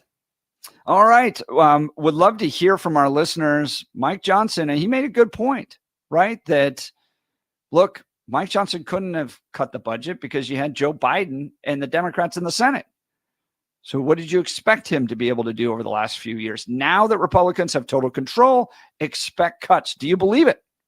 And are you willing to get behind Mike Johnson now as Speaker of the House? Give us a call, 303-696-1971. 303-696-1971. Text us on the Dan Caplis Law text line at 720-819-5115, 720-819-5115. You're listening to The Jeff and Bill Show. We are Denver's talk leader, News Talk 710 KNUS. RockyMountainBargains.com, where you'll always pay half price. Why pay retail when you can get what you want at 50% off? Just go to RockyMountainBargains.com and save. Here's this week's featured item. $50 gift cards from Rodizio Grill in Inglewood and downtown. Get them now for half price. Get it now at RockyMountainBargains.com for 50% off. RockyMountainBargains.com, where you always pay half price. Restrictions apply. Go to RockyMountainBargains.com for complete details. RockyMountainBargains.com.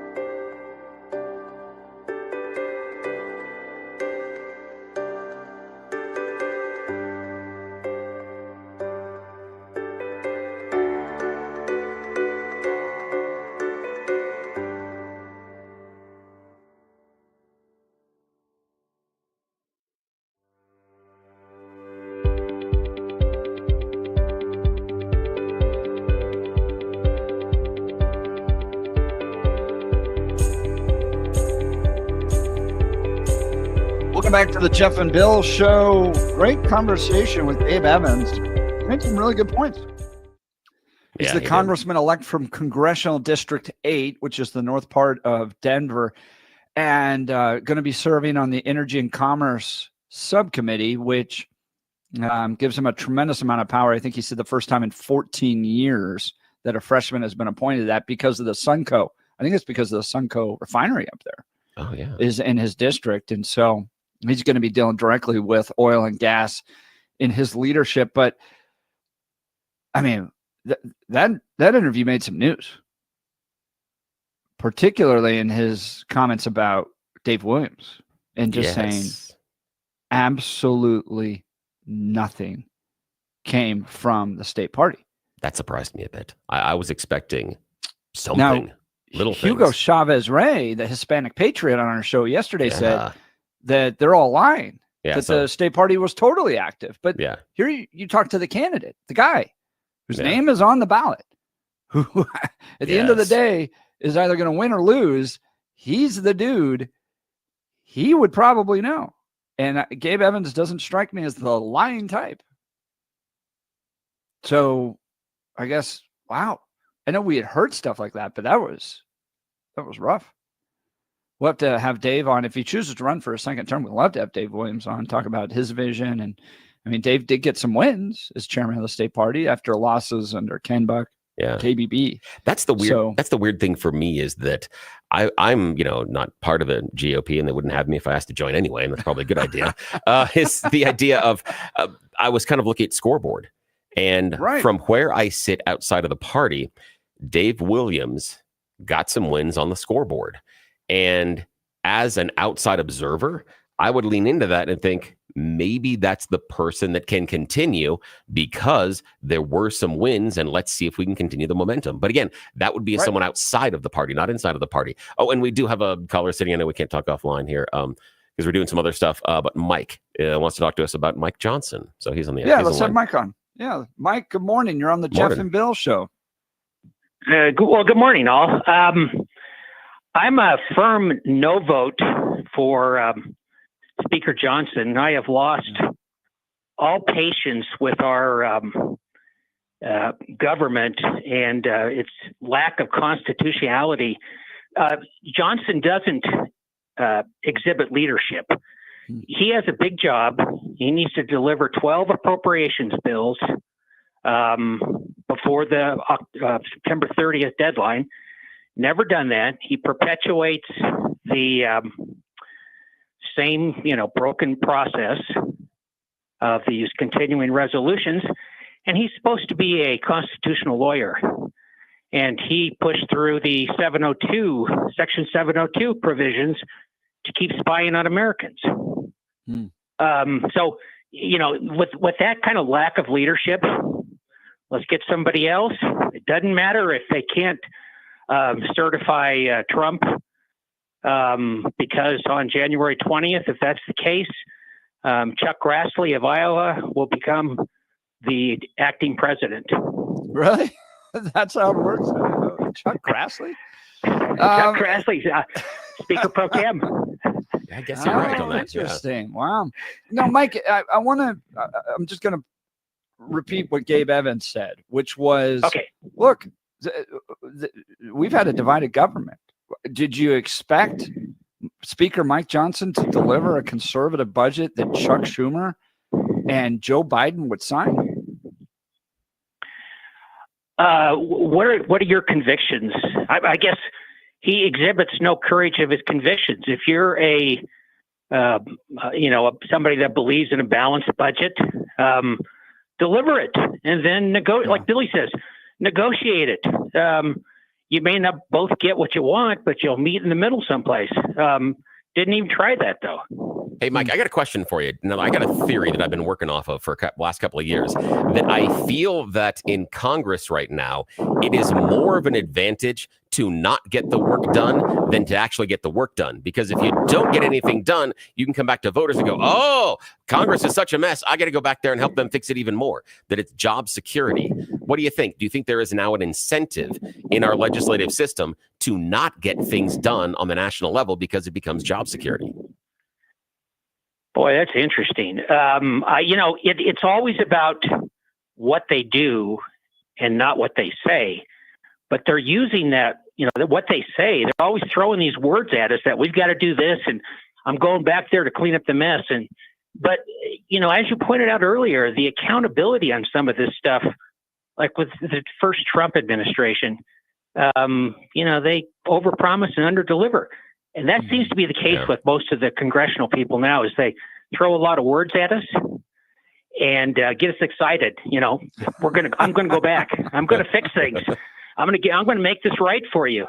And then we forget about holding them accountable in the next election. Even worse than that, they're often the arsonists that then sell themselves as the firemen. So they create the problem and then go, hey, you know what? I'm the one here to solve it for you. Mike, really appreciate it. Thanks, Mike. Great call. Thanks so much. Mike's line will be open 303-696-1971. You know who would be great in elected office? Oh, I know who you're thinking about. I'm gonna Friend of the keep show and saying friend of this. both of us. He'd be great. He'd be wonderful to throw his hat in the Every ring. single time until he decides to run. Yeah. Dan Caplis with Dan Caplis Law. Look, I've known Dan for well over a decade. This guy's pro-life, pro-family, pro-America. He is deeply committed in his faith, and that drives just about everything he does because he wants to serve people. That's his bottom line. Is he's motivated by his love for his God to love his neighbor, and he practices that through his law firm, Dan Caplis Law. Now, if you're injured in an injury case, you want somebody that shares your values, right? That matters because, there's lots of guys out there. You see them go by on a bus billboard. You have no idea what they believe. Why not get a guy that's rock solid in his faith, his commitment to serving people, but even more than that, is a real winner when it comes to the courtroom. Dan is believed to be the only lawyer in Colorado history to win 5 straight multi-million-dollar verdicts in Colorado crash cases. But listen to this, it gets better. Dan is also believed to have won the largest truck crash verdict in Colorado history. Dan Caplis Law is the official law firm partner of the Denver Nuggets and the Colorado Avalanche. That's how trusted he is. But you might be saying to yourself, I'm not sure I can afford him. Well, listen to this. Dan Caplis Law is a serious firm for serious cases, and they accept righteous injury cases on a percentage fee basis. That means he can represent good people from all walks of life without regard to ability to pay. So chances are you're not on the side of the road right now in a car accident going, this is the perfect timing. So you got to put his phone number in your phone. So if you get in an accident or have an injury case and you're dealing with law enforcement, you're dealing with paramedics, you're, God forbid, somebody's heading to the hospital, and then you got to call the insurance companies, and you got all that stuff dealing with. You don't want to be trying to Google Dan Caplis Law. Just put it in your phone. Dan Caplis Law. Here's the phone number. You can get him on your side, get your team built right away. 303-770-5551. That's 303-770-5551, or hit dancaplisLaw.com. That's Dan, CAPLIS law.com. We'll continue with the Jeff and Bill Show. This is Denver's Talk Leader, News Talk 710 KNUS.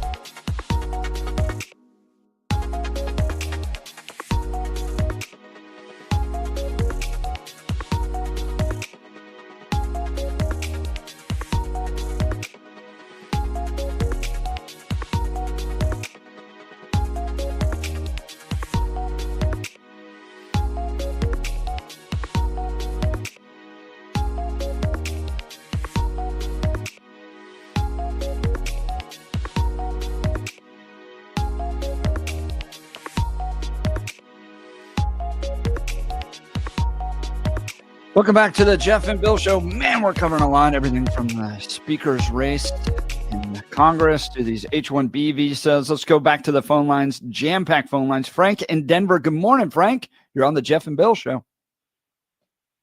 Hey, good morning. This is Frank in Evergreen, actually.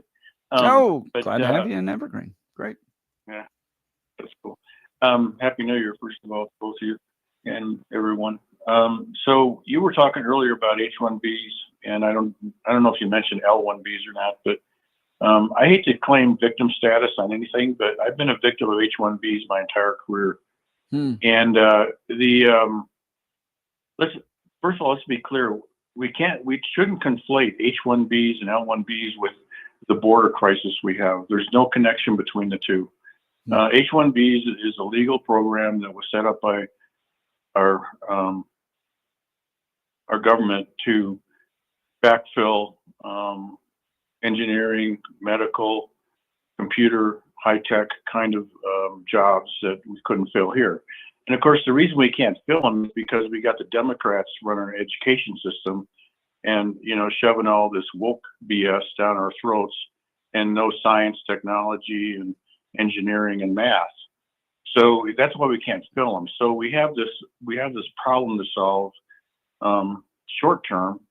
And so we need H-1Bs and L-1Bs short term. Hopefully we'll get out of it at some point.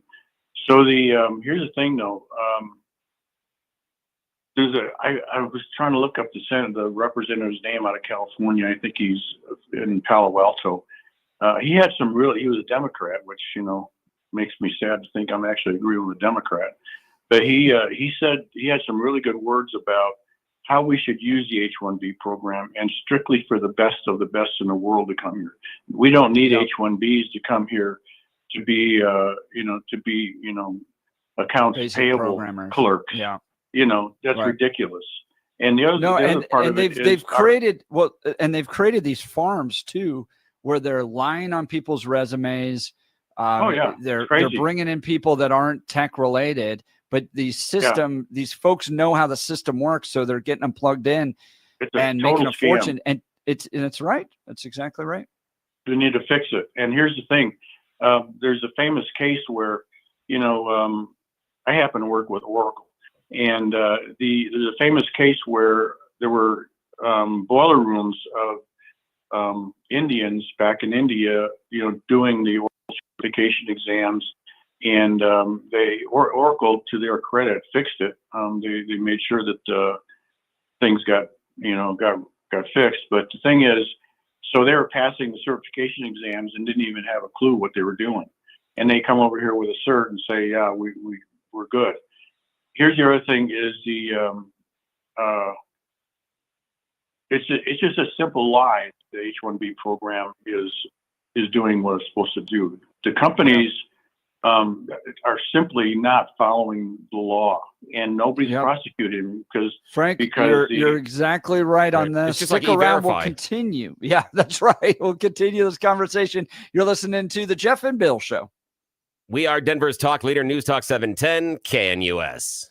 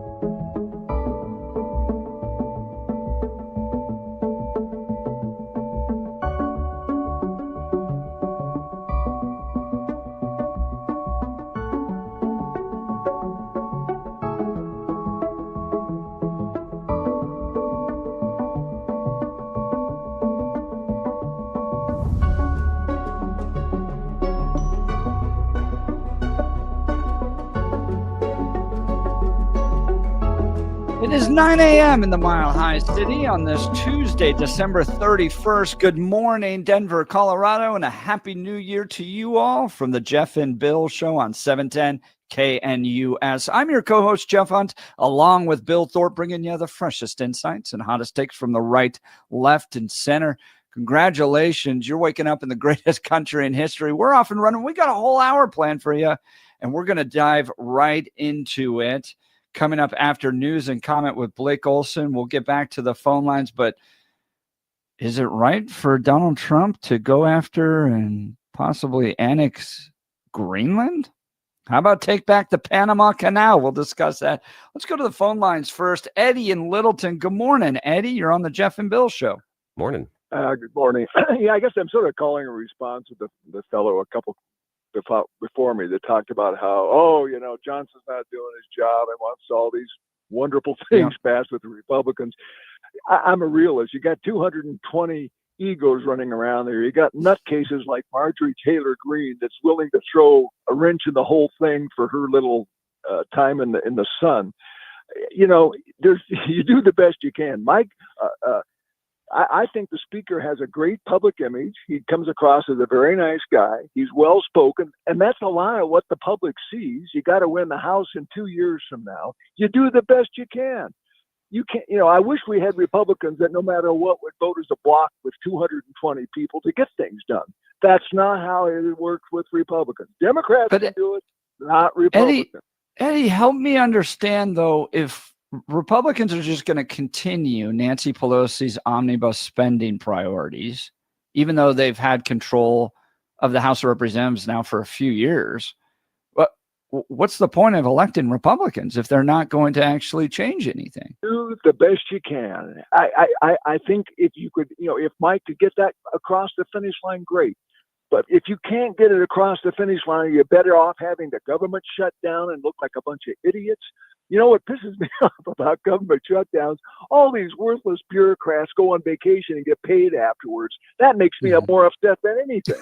And you talk the about back pay. I mean, I like a government shutdown. I remember living through a government shutdown that happened one time, and the worst thing that happened was that the panda cams went off. Everybody else got their back pay. They all get their money afterwards. That's why it's such a joke. They look forward to it. Well, here, Eddie, I'd push back on both of you because I had people I knew that were working in the government during the last time, and they are not independently wealthy. They were getting to the point of having to not pay rent. That happened. No, but Eddie, hang on a sec. Eddie, hang on a sec, though. Eddie, wait, before you say wham, these people, through no fault of their own, were told to go home because the people in charge couldn't figure out how to get them paid, and they may lose their house. There were people that were having problems paying, going to grocery stores and going to companies go through that in the private sector? That happens all the time. That's the real world. Companies go under, companies go bankrupt, people lose their jobs. That's not supposed to happen in government. Eddie, hang on a sec. That's losing their job is different than the idea the government's just going to shut down for a while. How often do companies just go, we're just closing for a month or two, and none of y'all are getting paychecks? That doesn't happen. This is not regular, and it's not regular to not pay our military men and women who have raised their hand for service to this country and then say, you know what, deal with not getting a paycheck for 6 weeks. That's not fair, nor is it American. I challenge both of you on that. Why are we okay not paying the service members, the people that put on the uniforms that we say that are defending our freedoms? But for a while, you guys don't have to get paid. And Eddie's response just a minute ago was, wah. Really? Really, so Eddie? If Montgomery Ward's or Sears goes under, that's not American either, I suppose. Now, they're supposed to be guaranteed. That is the real world. The government isn't going. Eddie, if the government, hang on, Eddie, if the government wants to shut down an office and fire people, go right ahead. If the government wants to fire a bunch of people, yes, they can, Eddie. And if they want to change things and change the number of people that are employed in office, go right ahead. But what that's not okay with me to do is just decide that a bunch of people in Congress decide nobody gets to get paid that's in the government for a while. I'm not okay with that. Well, we'll agree to disagree. But when it comes back, getting back to Republicans, Bush had the House, the Senate. Those are the Republicans that make me want to vomit. They actually could have got something done with the majority if they had and lose a few members. We don't have that ability right now with one or two majority in the House. You have to be realistic. Those are the kind but of Eddie, Republicans that say, well, I'm that's gonna the sit home and not vote. frustration. That's the frustration that people like Thomas Massey have, and I kind of agree with him. Where it's like it's like living through the same horror movie over and over again, where we never actually address the massive spending problem our country has, because we might lose a few seats here. We don't want to make anybody angry. We just do the best we can. If they actually would shut down the government and hold firm until some of those things would happen and people not get paid, like as I said earlier, I'd be for it. But I don't think that's what, you have to be realistic as well. In 2 years from now, are we going to be better off with the Democrats controlling the House? You have to be realistic. I think it's completely unrealistic. What's funny to me is that, like, government. That's completely what's unrealistic. funny to me is, like, Eddie says, let's be realistic. And then when it comes to not paying people who work for the government, he's just like, yeah. Yeah, and which is completely and totally unrealistic. He's telling our American service members, deal with it. You don't have to get paid. But Bill, I know you still have to do your job and show up. You still have to show. Been exempt for that. The military gets paid during government. No, Eddie, no, it doesn't. Eddie, no, it doesn't. Eddie, Bill, it doesn't. This is exactly what happens when you have stupid omnibus spending packages. This is the actual bed we made for ourselves, where we lumped everything together. So if one aspect is not willing to be paid for, all of it doesn't get paid for. So you end up with these government shutdowns, as opposed to going, well, let's come up with an actual budget so everybody knows what money should be going to particular places. We don't. We lump it all together. So if you have a government shutdown, everybody loses. This is the bed we made. Yeah, I agree. This is the bed we made. And it's the bed the GOP hasn't been able to fix for at least 2 years now. They haven't been able to pull a budget. And so I'll throw rocks at them. I'm mad at Nancy. Thomas Massey's saying. I'm mad about Nancy Pelosi doing the omnibus spending package. Yes, that's crap, but it is just in so much crap. And we have to throw rocks at the GOP as well for not getting your ducks in a row and not being able to get a budget done. So then should Mike Johnson be the guy that continues with this? Eddie thinks he's just doing his best. Yeah, I think, in all honesty, as much as Eddie and I were going back and forth a second ago, I think Johnson's doing his best as well. I think he has been given an awful situation that is unmanageable and untenable, and he's done the best he possibly could. And the question I would have for anybody else that thinks we need to throw Johnson out, who's next?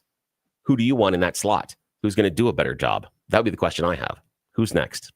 I'm normally not against cloning, but if we could clone Ron Paul, I might be up for it. All right, Eric, I really Eddie, appreciate great, the call. man. Or Thank Eddie you so from much. Littleton. Dude, call Thank back you again. so much. So that much was a lot of fun. Appreciate it. Eddie's line will be open. Join the conversation at 303-696-1971, 303-696-1971, or text us on the Dan Capitalist Law text line at 720-819-5115. Let's check in on news and comment with Blake Olson. Good morning, Blake. Hey, good morning, Jeff and Billy. 25 and cloudy on New Year's Eve morning. In Denver, expecting a high of 38 tonight. The 7-10 5-day forecast coming up. Our top story, former President Jimmy Carter's state funeral, once again, will take place January 9th at the Washington National Cathedral. Carter is expected to lie in state in the rotunda of the U.S. Capitol. Scott Jennings on CNN, once again, not a big fan of his presidency. He was a terrible president. That's why he lost in a landslide after his one term. And if it's possible, I think he was even a worse ex-president because of his meddling in U.S. foreign policy, because of his saddling up to dictators around the world, because of his vehement views, anti-Israel views, and more than dabbling in anti-Semitism over the years. He often vexed Democrats. Obama didn't even have him speak at his 2008 convention. He put Bill Clinton in a terrible foreign policy box on a North Korea nuclear issue. I think he was a guy who had a huge ego and believed that he was uniquely positioned to do all these things, even after the American people had roundly and soundly rejected his leadership. So I respect people who run for president and get elected president, but in his particular case, I think he time and again proved why he was never suited for the office in the first place. I'm getting sick of it. How about you? Ukraine is receiving a new round of aid from the U.S. on Monday. Slimy Joe announced a $2.5 billion increase in $2.5 billion to them in security assistance for Ukraine. Here's at the real Jason Shirka on X. So are you telling me that for the same money that the United States of America sent over to Ukraine, the United States of America could have solved hunger, homelessness, and sent every student in the United States of America to college for free? Yes, the total amount of aid sent to Ukraine is roughly comparable to the combined estimated costs of addressing hunger, homelessness, and free college tuition in the U.S. That'll make you sick this morning. Hey, Happy New Year. Let's try to fix all that. House Speaker Mike Johnson is being endorsed by President-elect Trump to stay in the role. In a Truth Social post on Monday, Trump says Speaker Mike Johnson is a good, hardworking, religious man. He will do the right thing, and we will continue to win. Trump's endorsement comes as the House is set to vote on a new speaker on Friday. United Health Group is looking at a record financial year, according to the Wall Street Journal.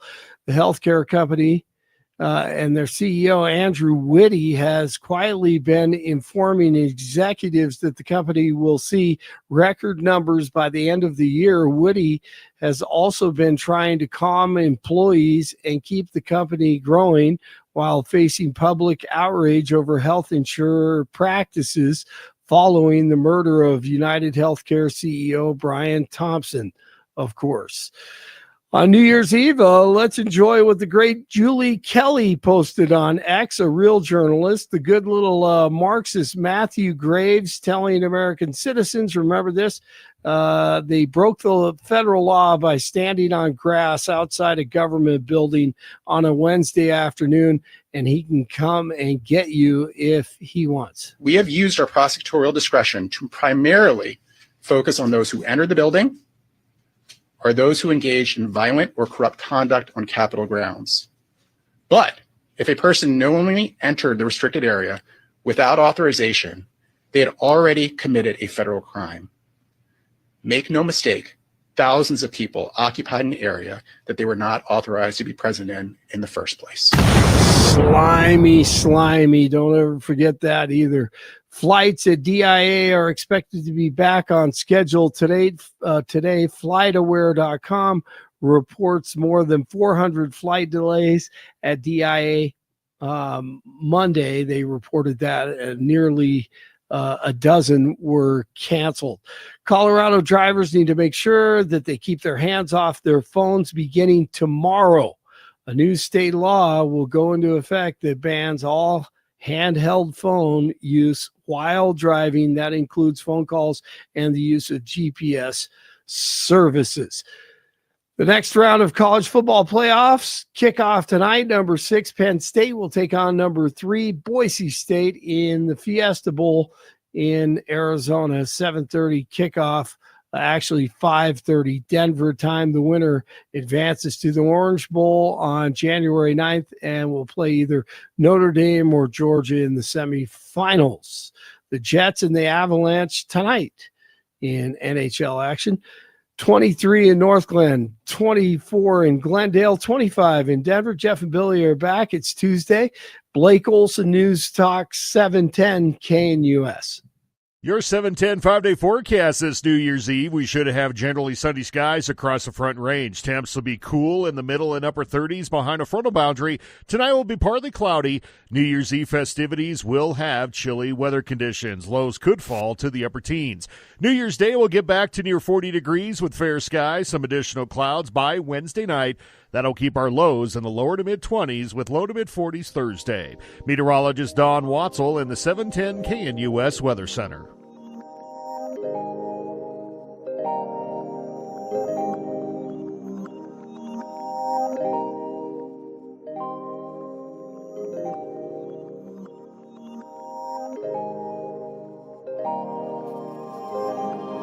Welcome back to the Jeff and Bill Show. Man, to lighten up, lots of conversation on these H-1B visas, whether or not Mike Johnson should serve as Speaker of the House again.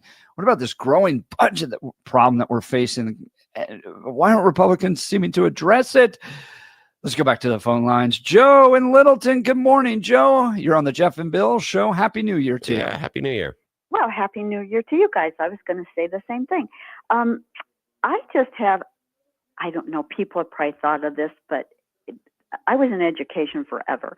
And these visas, these H-1B things that they're talking about, we need the people. I did read an article recently that said it's really, they're just trying to keep the wages down for American people. But anyway, I think if they really want to get more workers here, I think we have them.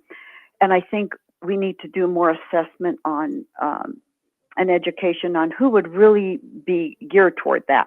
But I think if the universities would work with the companies a little bit more hand in hand, and I mean, we all know when we went to get degrees that probably the first 2 years was full of stuff we already knew. We knew the history, we knew the English. Now there's some that don't, that probably would have to take a full program. But we could cut that down to by 2 years and get more Americans in there and just focus on what these companies need and want. You know, Joe, that's an interesting idea, because what I'm hearing is almost an idea of taking vocational training and move it into higher education, and especially when you get into the STEM area. And I think that does hold a lot of merit, because while we do want someone coming out of university, and I can see that based on wanting to have them have the basics as far as the humanities and liberal arts and some other stuff, biology and science, but you do want them to be focused on where they are. And I do think we should focus more on things like inside of high schools right now. You can take certain programs and get college credit, knock that off the list. So you don't have to go back after showing your mastery of a certain level of English in high school. You don't have to then repeat it in college. And right, I think just waive it. Yes. Just totally waive it. Yeah. And I bet you could cut those programs down to almost 2 years. I bet you could. And then it becomes more affordable, because now families are not having to worry about paying 4 years of college tuition. It's a pair of years. That's a much a lot better of it has to do with the deal. degree program. So if you That's go fair. to, for instance, Colorado School of Mines, those kids are getting picked up and signing contracts to go be employed their freshman and sophomore year, because being an engineer, an electrical engineer or a chemical engineer, whatever it might be, is so in demand that these corporations are recruiting them the minute they step their foot onto Colorado School of Mines. Now, if you go to another school and study philosophy, like I did, there's no philosophy store to go work at afterwards, and nobody waiting there to hire me afterwards. So you end up going to law school or something else like that. But I think it has to do with the nature of the degree programs. And in this case, these HB1 visas are being abused to the point where, I watched this debate online. I don't think the MAGA community is saying like the ultra genius that comes from South Africa that starts a rocket company, for instance, shouldn't be allowed into this country. But if you're abusing the H-1B visa to the point where you're just bringing in load-skilled folks from other countries, lying on their resumes, gaming the system so they can get, quote, tech jobs, that shouldn't be happening. Those should be going to Americans first. Well, and Jeff, I taught from community college clear down to kindergarten. And when I was in community college, I had, which were vocational programs mostly, but I had kids come in that had 4-year degrees. They could not get a job. They couldn't get a job because it was in philosophy or sociology, that kind of thing. So they were all taking typing classes in my business classes. Well, it's the same type of thing, but I truly believe that we could cut this down. And I don't know why the universities don't work more with these colleges and with the companies, because these companies, I mean, right now I have a daughter that's in cyber and a high-tech, huge company. They're actually recruiting people who have out-of-the-box thinking, a lot of autistic type people, because they think differently. And they're opening the doors. She actually got an award in Washington recently because they are opening the doors. And there are people who think, well, I can't do tech. There's tons of things in tech that aren't totally tech. Yeah. But we don't tell our kids this. No, we're not preparing them in that direction. And Joe, I appreciate the years you dedicated to training the next generations. We do really appreciate our teachers on this show. Thank you, Joe. Thank you. All right. Have a blessed New Year. You too. Joe from Littleton, great call. Please call again. Her line's open at 303-696-1971. Billy, why don't you tell the folks about Balanced Wealth Space? Yeah, I want to talk to you about a group of people that has made an incredible change in my life. They've taken away my daily pain.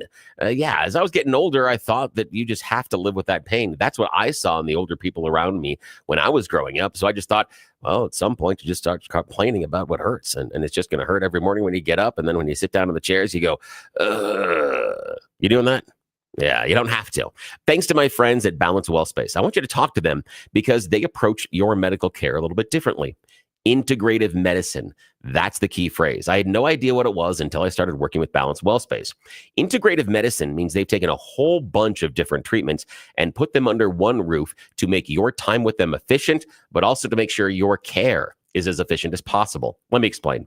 At Balanced Wealth Space, you can get trigger point injections, regenerative care, physical rehabilitation, wave therapy, neuropathic care, chiropractic care, all in one appointment. You may have a medical team working with you and you're going all over the city and a couple of days, a week, or maybe a month. But the question I've got is, those different offices, are they ever getting together and talking about you? Have they ever sat on a Zoom call, a conference call, even sent emails comparing and contrasting how their treatments are working together to get you to where you want to be? They aren't. That's the problem. And that's the difference at Balanced Wealth Space. The doctors there are going to be discussing you every couple of weeks. They're going to come back and ask you how the treatment is going. They'll do some tests and they'll fine tune things to make sure that you are back doing the things that you need to. Hey, New Year starts just tomorrow. Let's do this. Start the new year off right and let's get rid of that pain today. Reach out to them, balancedwealthspace.com. I can't think of a better New Year's resolution than you resolving to not live the rest of your life in pain. Balanced Wealth Space has got a brand new office in Lowry right across from Hangar 2. It's an amazing group of medical professionals that are focused on making sure you get back to doing the things you want to do. They'll do a personal pain evaluation, do the tests, the x-rays, and then set up the plan and go to work. But you've got to take that first step. Don't live your life in pain like I was. I'm regenerating the meniscus in my left knee as we are talking right now. What they're able to do is nothing short of remarkable. Let them make the change in your life. They've already made it mine. Reach out to them today, balancedwealthspace.com. And when you do, tell me you heard about them here on the Jeff and Bill Show because it help us out. That's great to hear, Bill. Let's go back to the phone lines. John from Aurora, you're on the Jeff and Bill Show, News Talk 710 KNUS. Good morning, John. Morning. Hey, good morning. Happy New Year. Happy New Year to you as well. Yeah, it was fun listening to Gabe. I've first met him when he was 10 years old. We went to church together. We actually took a drive from Denver to Canada. With his dad and my oldest son. We went on a canoe trip. Now, John, if we had more time, I would ask you to tell us embarrassing stories about Gabe, but we'll save that for another day. Just for another day, my friend. You call back and we'll do that. No, we lost contact after a while, and so I kind of reconnected when he did that debate with CBS News. I was down there doing the honk and wave. He walked up and said, "Hey, Gabe, you done any canoeing lately?" And he looked at me. I said, "John Ramsey." I go, "Oh yeah," and he said, "I was just thinking about that trip." So, and it's kind of fun to get reconnected with him and made some phone calls for his campaign, and I'm just thrilled that he won. Do you think he's right to support Mike Johnson as Speaker of the House? Well, I didn't hear all of his arguments on it, but I trust his judgment in that. Yeah. To be honest with you, and and that's, I think it was on you guys the day after the election. I think he was on, or when he got finalized, he got elected. That he talked about how he makes his decisions. He takes his faith first, and then the Constitution, and then his constituents. I thought, yeah, that sounds like Gabe, and he's a very impressive dude. So I don't know. I guess all the ins and outs of that, I'm not sure, but I trust his judgment. So. And to remind our listeners who may have missed it, he, along with Donald Trump, are supporting Mike Johnson for another term as Speaker of the House. Thomas Massie, on the other hand, saying this is just a repeat of Paul Ryan. We're going to end up with continued debt spending. We're going to be sending money to Ukraine, all these problems. And so there is a contingent of conservatives in the House of Representatives that don't see this as a good thing to continue with and would like somebody else. So we'll have to continue to watch that. But it's great to hear that you have that personal connection with Gabe Evans. What do you think about his thoughts with regards to the chairman of the Colorado Republican Party, Dave Williams? Well, I've been listening about that, and I don't know, Dave. A couple of years ago, I heard him speak at a meeting, and I was impressed with him. But I haven't been impressed with what he's been doing lately, and I think he needs to move on. We need to get some new blood. Because why would you support Gabe? Why? It doesn't make sense. And actively primaried against Gabe Evans using the power of the Colorado Republican Party. And then when we asked Gabe about what kind of support he got in the general election, he said very clearly he got zero support from the Colorado Republican Party. Yeah, I mean, that's just, he just seems like he's gone against all the, Dave Williams, breaking all of the rules that people have wanted for years. He's not supposed to be active in the primaries. Then you support him in the general. And then he ran. I thought, wait a minute, you're state party chair. You don't be running. And, so I think there's a lot of conflicts with the way he operated, and I think he needs to step away and get that blood, because we've got to turn the state around. This is just ridiculous. I moved out here from Minnesota in July of '82. This was a red state when I moved out here, and it's just, we need to, I think Gabe is a good sign that we can win. Yeah. John, I appreciate the call. John from Aurora with a personal connection to Gabe Evans. Want to talk to you guys about my friends over at Advanced Hair Restoration. How about a simple New Year's resolution? One that even I could achieve. Reverse the clock on hair loss with Advanced Hair's simple one-day FUE treatment. You will feel more confident and more youthful when you witness your own natural hair growing in those places that have been balding or thinning for years. From Advanced Hair's breakthrough technology to their highly experienced team, there is no one I trust more in hair restoration. My family members have gotten their hair treated. Man, they look great. We were just out hanging out the other day, and I was noticing it brought back like 20 years on their life. And so that improves so much of their relationships, everything from their work, their family, even romantic relationships, because they feel better about themselves, because they look younger and that energy has come back.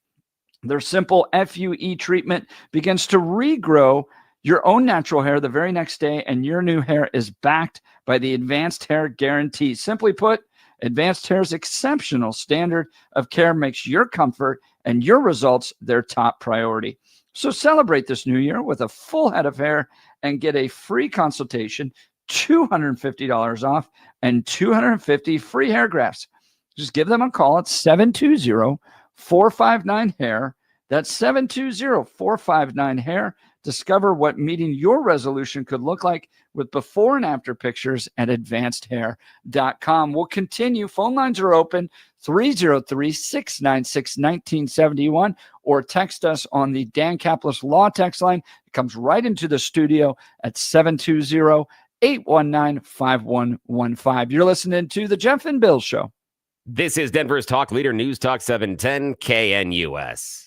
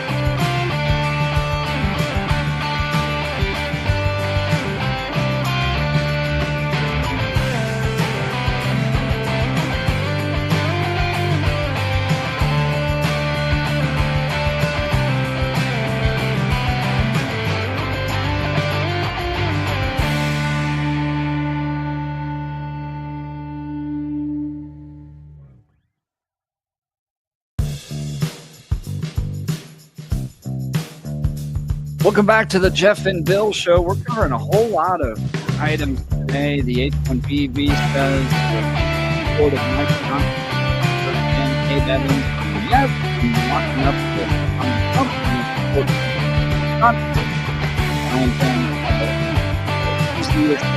Congress now with the President good report. Years. I'm not impressed. I want somebody else. So, how's the budget, resolutions, all that. Frank, Denver, good morning. Frank, you're on the Jeff and Bill Show. Morning. Happy New Year. Guys. Happy New Year to you too. Are you guys going to be on tomorrow or? No. Good question. We are not on tomorrow, but we'll be back Thursday and Friday. Well, great. Have a good one. Hey, I just wanted to comment. I really respect Greg Lopez. I think the guy gives such common sense comment and truthfulness about what goes on up there in Washington. And he got this little window to look at it and come back and report. And I'd love to hear what he has to say about this government shutdown thing. I think it's just a travesty that we keep tying the armed services guys' paycheck to this shutdown. I think that's remediable.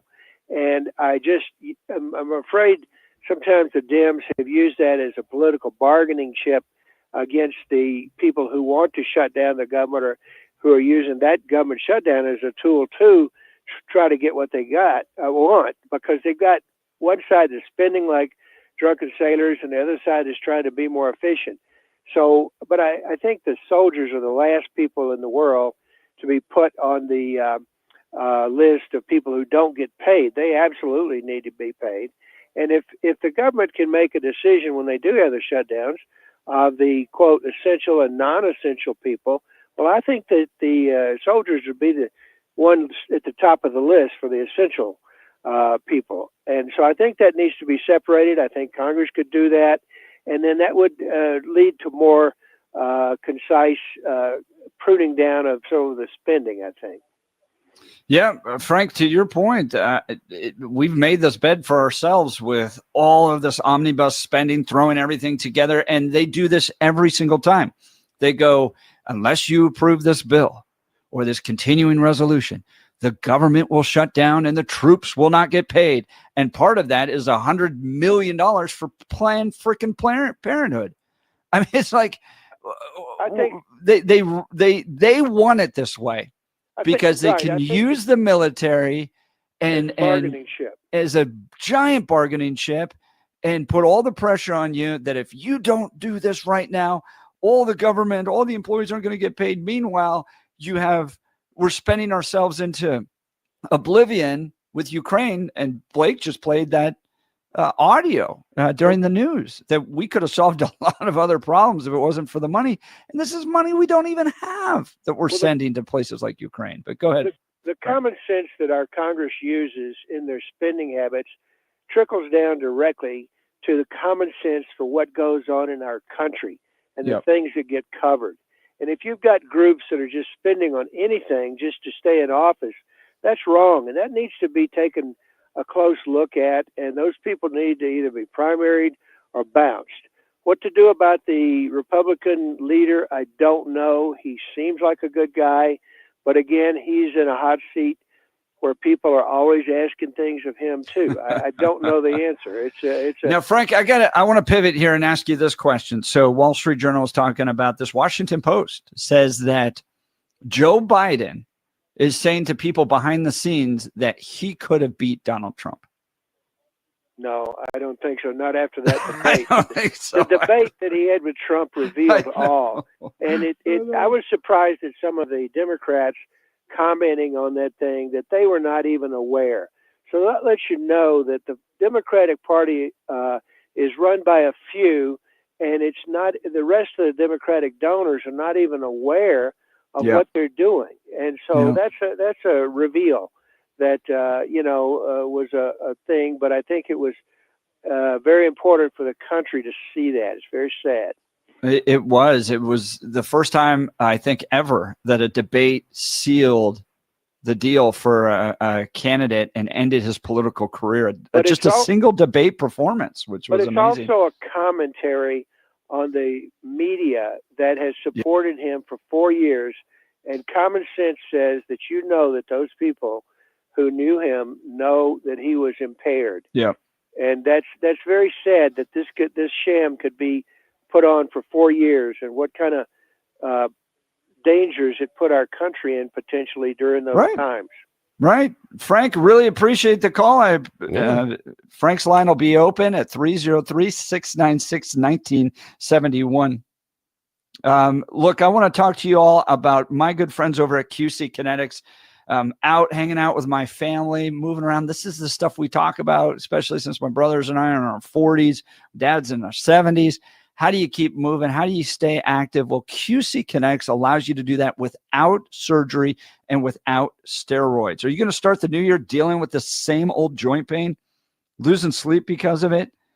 You got to check out QC Kinetics. This is called regenerative medicine. Okay, so Joel in our office uses this.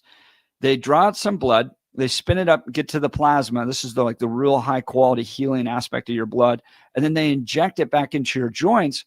And as Joel has told us, he's playing more golf than he's ever played before as a result of this. And no surgery, no steroid shots, no more pain pills, none of that stuff. QC Kinetics uses the healing properties of your own body to attack the root cause of your pain, revitalizing your joints so you can move again. Guys, this is the future of medicine. It's amazing. If you've been told surgery is your best or only option, you at least deserve a second opinion. Find out if all natural regenerative medicine is right for you. Give QC Kinetics a call today. Consultation is free, and you can use your HSA and FSA dollars. So live your best life in 2025 and get started now. 303-900-8986. Here's their number again. You ready? 303-900-8986 with locations in Aurora, Superior, Highlands Ranch, and the Springs. Phone calls are lighting up. We'll continue with those. You're listening to The Jeff and Bill Show. We are Denver's talk leader, News Talk 710 KNUS.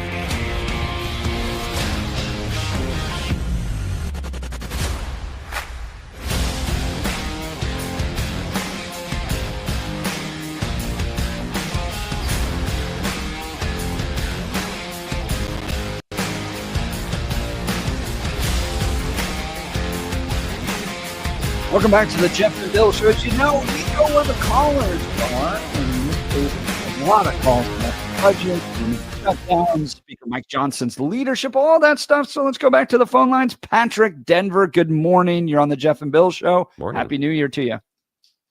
Yeah, you too. Hey, listen, I was in 2 of the shutdowns when I was in the Army and 1 when I was in the civil service. And it did not affect my life one bit because we didn't have to pay rent or anything else. It was all frozen until we got paid. So these Democrats, they're just putting fear in people's lives. And the people lived across the street when it was all over. They said, why do we even have a government? I didn't miss a single paycheck. So I hope that Trump puts that out because the Democrats are great at putting their theory. Just come out and say, look, guys, do you think Trump's a fiscal hawk? Do you think he really wants to reduce the size of our government spending? Didn't he say it was the king of debt during not this previous election cycle, but the one before that when he was going against Hillary? He said we shouldn't be afraid of debt, and he's the king of debt. Yeah, but you see, the thing, he is right, because bigger the government, it was a waste. I mean, in October, the highest amount of money we spent was before October, because if we did not spend that money, we would lose it the next fiscal year. You cut that out, and boy, right there, you go. I mean, I have more hoses and snow shovels than anybody in the world because of that. Yeah, you're absolutely right, Patrick. You're absolutely right that the way in which our government spends money is stupid because there is no incentive to save.